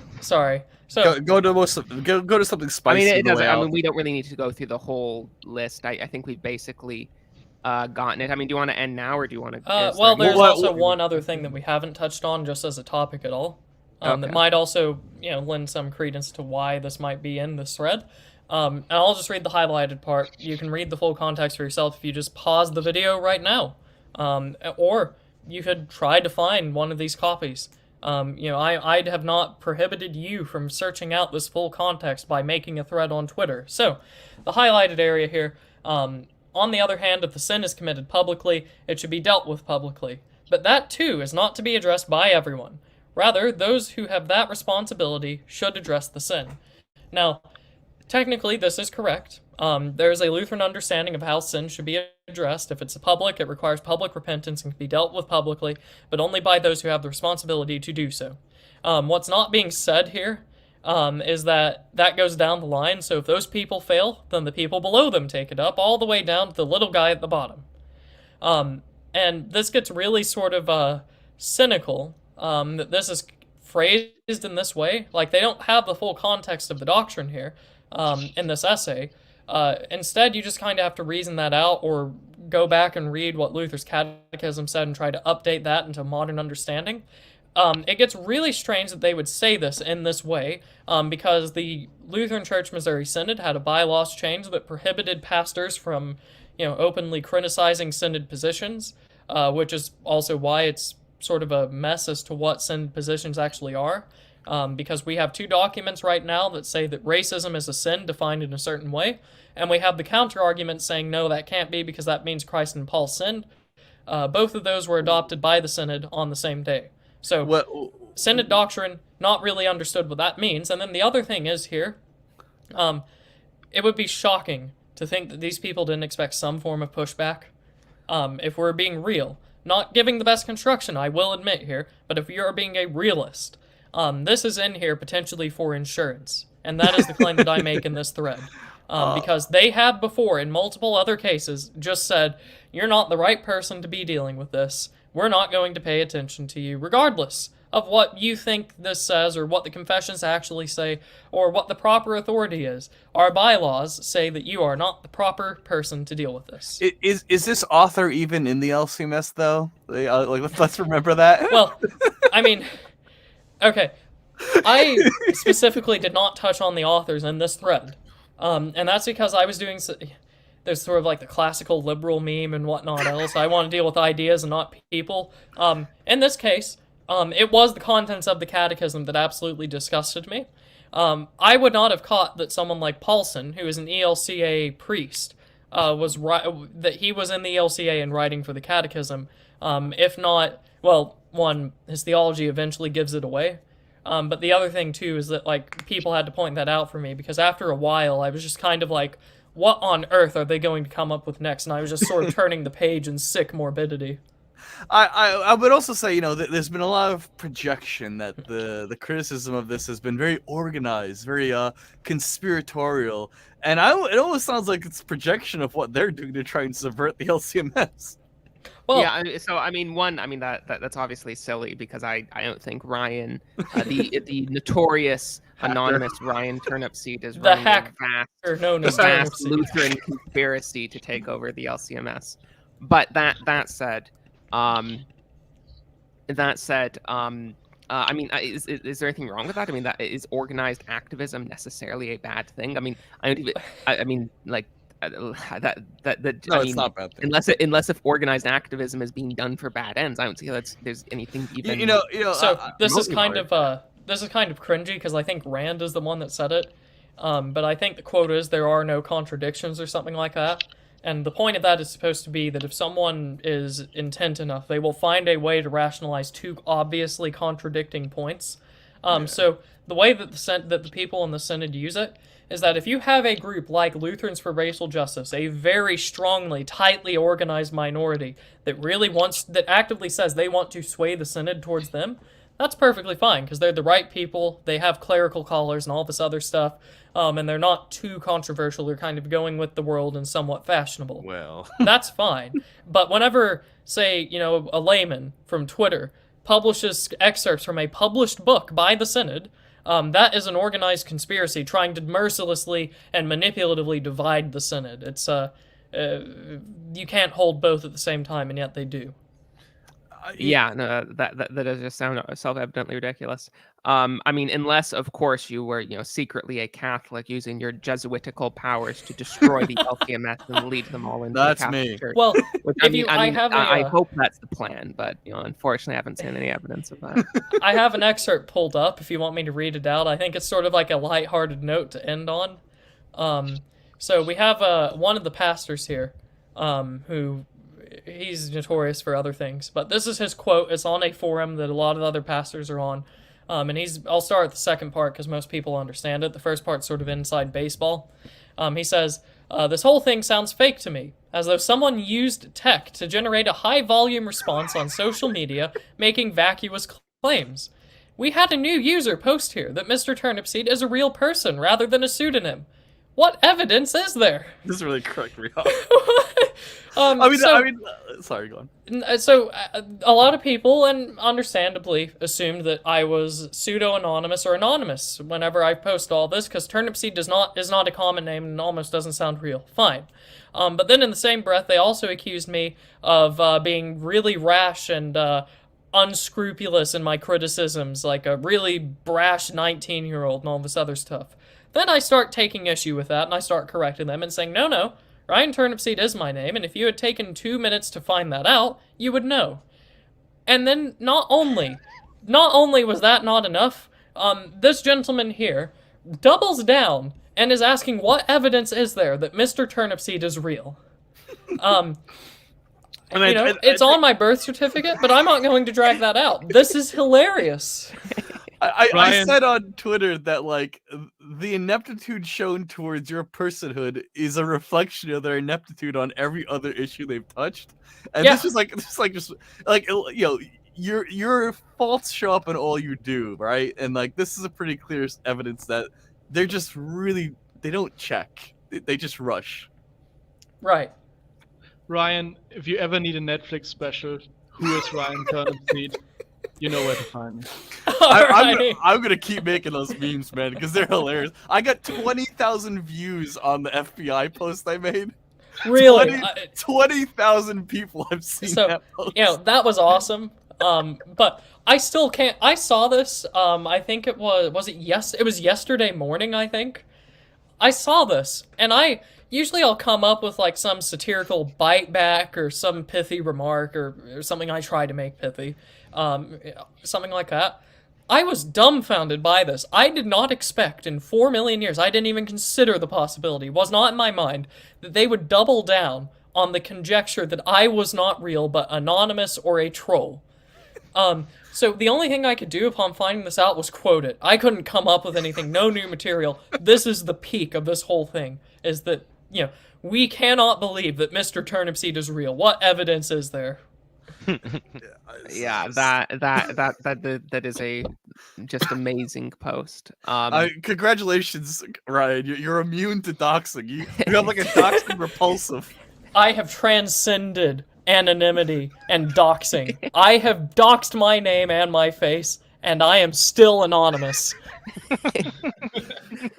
Yes, that is hilarious. I feel like now would be a good time to wrap up. Do you have any like closing stuff to say about this topic, Mr. Anonymous? Well, I don't know who you're talking to because I obviously don't exist. You don't have proof. But with all that said, there is a very important role for laymen in the church.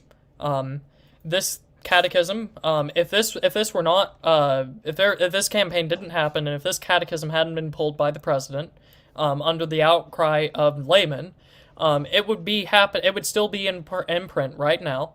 And people would be going through it and saying, this is real Lutheran doctrine. This is the unseen that they will not tell you. If this had been allowed to go through, every single claim of mine that they are calling outlandish and crazy, they would be pushing in full force. Well, look, we can't really back up these, hillbilly Americans with their self-defense and stuff like that. Scripture doesn't point to it.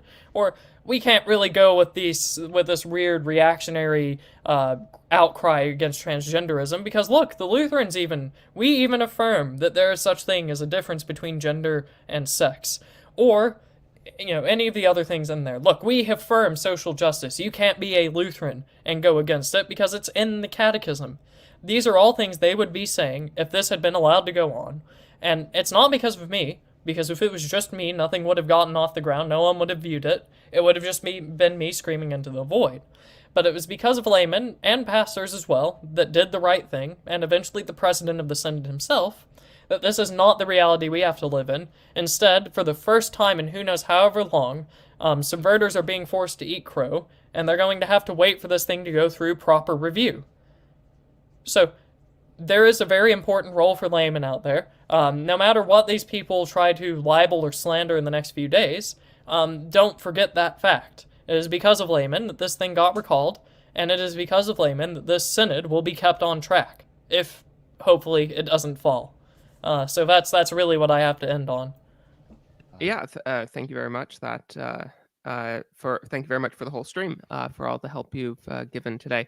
Would you like to promote your channel at all?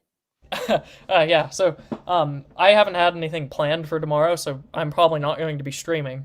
But I streamed earlier Monday, and usually on Saturday mornings I will have a live stream, Turnips Digest. You can find it on the YouTube channel, Ryan Turnipseed. Same name that you see on screen. It is, in fact, a real name held by me on my birth certificate and also my YouTube channel. Go check it out. Outside of that, there's Find My Friends, where you can find all of my other links that our good friend Charlemagne so graciously maintains.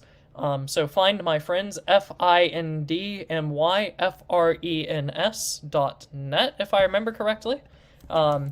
.net. You can find my links and all of our other friends there if you want to find me on Twitter or Telegram or anything like that. So go check it out. And thank you, Settler, for having me on. This has been very enjoyable. Yeah, I've enjoyed it very much too. Cringe Walker. I've been, you just you brought up a comment that said very white pilling stream. I'm happy because I've been very black pilled about the LCMS last year. Probably starting in the summer when the pastor of the New York City church that I was going to occasionally, wrote some like, "Oh, we're so sorry, Roe got overturned" post. I was like, "Wow, you're not really a real pastor then." And that like kind of started a descending downward trend of I never technically left Catholicism. I just stopped going to Catholic church, and by now I'm like, man, I think I'd rather just be Catholic than LCMS because every pastor I've met has disappointed me, and all these pastors I've seen arguing with Turnip are people I've seen in like I've worshipped these people in real life. It's hard for me to conceptualize how I can commune with these people due to the incompetence and poor theology they've shown. I mean, it really started with seeing a single LCMS pastor like offering condolences for Roe being overturned, and that really like set me off on like a trend. So I'm very blackpilled with the LCMS right now, to the extent that I now have gone back to calling myself Catholic. Before Cringe Rocker, before Luthemplar, my name was Harboring on a Lament, and I had a Reddit account where I would bullshit about this all day long. And I feel like 3 years later, I'm like really turning back to where it came from. I'm just really lamenting about it. I'll keep praying for the LCMS, and I do hope that this is the start of a return to correct theology. But I'm very depressed about where this church has gone, and to the extent that I kind of don't want to call myself Lutheran anymore. And it's depressing. It's very depressing to see this happen on like what was once probably the purest theology in North America, in my opinion, and now it's just like in schism, basically, if not literally, then getting there. Hopefully, it doesn't. So sorry, what that was an LCMS pastor that was lamenting the overturning of Roe? Maybe I'm exaggerating, but offered condolences for people hurt by overturning of Roe. Okay. That really pissed me off. I mean, sorry, no swearing, please. Did I? But yes. But yeah, I mean that's very concerning. I mean, one of the positive things in the LCMS's history is one of the first major Protestant pro-life leaders in America was LCMS. So that is quite unfortunate to hear. But ST, your turn. I was going to offer my shilling real quick. Oh right, sorry, I haven't even done that yet. Go ahead. So luckily, when I made my new name, it wasn't necessarily about Lutheranism, but luthnight.substack.com is where I write. My Twitter account's by the same name you see on the title there, and blah blah blah blah blah. That's about it. He's completely undersold himself because he's also the mastermind behind the Restoration Bureau, which is putting out probably the most powerful right-wing propaganda. You should go check that out on Telegram. It's the Restoration Bureau. Yeah, I think it's the link, the URL link, the t.me whatever. It's restorationist, but I'll try making a poster once every day if I can. I'm glad people like it, and that it's helping create consensus of ideology. Okay, go ahead, ST.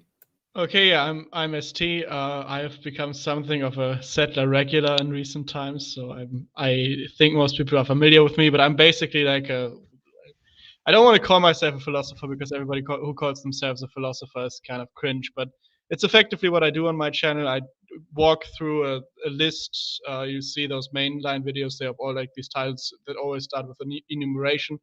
I walk through a list of idiosyncratic, let's say, concepts that I work on that kind of explain my worldview again, which is something that I just found myself forced to basically develop to have some way of engaging with the world, because every worldview and conception of reality that I was offered was just obviously wrong. So that's the main part of my channel. I occasionally stream about this topic and that topic. What I do more regularly is I stream about German history. At the moment, we cover Prussian history. In that context, you can also, of course, see there with the videos we've already done how Lutheranism is cringe and why it failed from the beginning. But yeah, that's basically what I do. And I hope to, I invite everybody to my channel. I hope you enjoy it. I usually say when you like the ideas that I bring into discussion, kind of check it out. I think today I didn't really contribute any of those, let's say, ideas or concepts that I work with. But somebody in chat actually mentioned Maxwell's demons for some reason. And this is actually what my next video is going to be about. It's going to be about entropy, how it's not just a thermodynamic thing, but also actually interfaces with psychology, with society, that these things are actually transferable into each other. So let's say physical entropy actually has a sort of way in which it, let's say, interacts with psychological entropy. And so if you find that interesting, just check out my channel. Don't forget to show your Telegram. It's really nice. Yeah, I guess it's called ST Telegram. I don't even know how you find it on Telegram. I don't know. It's more of an insider thing, but if somebody if Settler posts it into the description or something, I don't know. people can find me there. Okay. Yeah. And Jack, do you have anything to shill? Yeah. Just one very quick note. My home denomination, the SBC, did come from the brink of a complete and total apostasy back in the 70s. So there is hope, guys, to my Lutherans. And what I have to shill is my YouTube channel that I recently started up.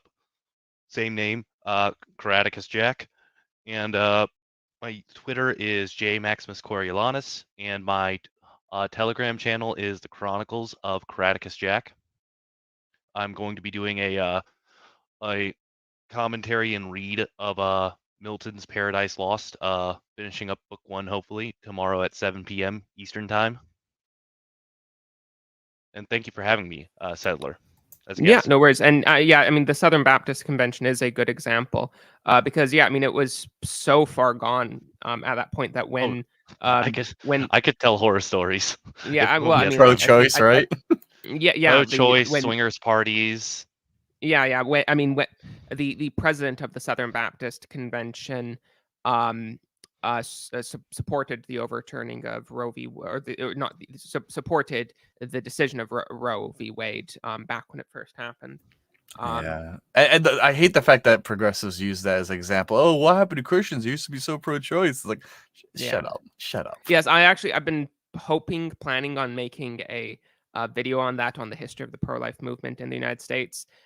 Because yeah, a lot of progressives just have this completely dishonest, really just outright false alt history where they will say that evangelicals were pro-choice prior to Reagan or prior to Roe v. Wade or something like that. That's not true. It is true that Catholics founded the pro-life movement, and it is true that when the original liberalization laws on abortion happened, that allowed it in cases of stuff like fetal deformity, that most Protestants didn't really oppose that. But other than liberal Protestants, no, like conservative Protestant, at least the vast majority of conservative Protestants did not, were not pro-choice. Allowing, I mean, I don't think abortion should be allowed in any case, but allowing abortion in cases like fetal deformity is extremely different from being fully pro-choice. So yeah, there's a lot of just incredibly dishonest, if not outright false, progressive alt histories on this. But yes, thank you everyone very much for joining us. I think this is a very important topic, and I'm glad that we were able to talk about this today. So yeah, thank you for watching. Please subscribe. Have a good day, everyone. Outside the church, there's no salvation, and God save the King.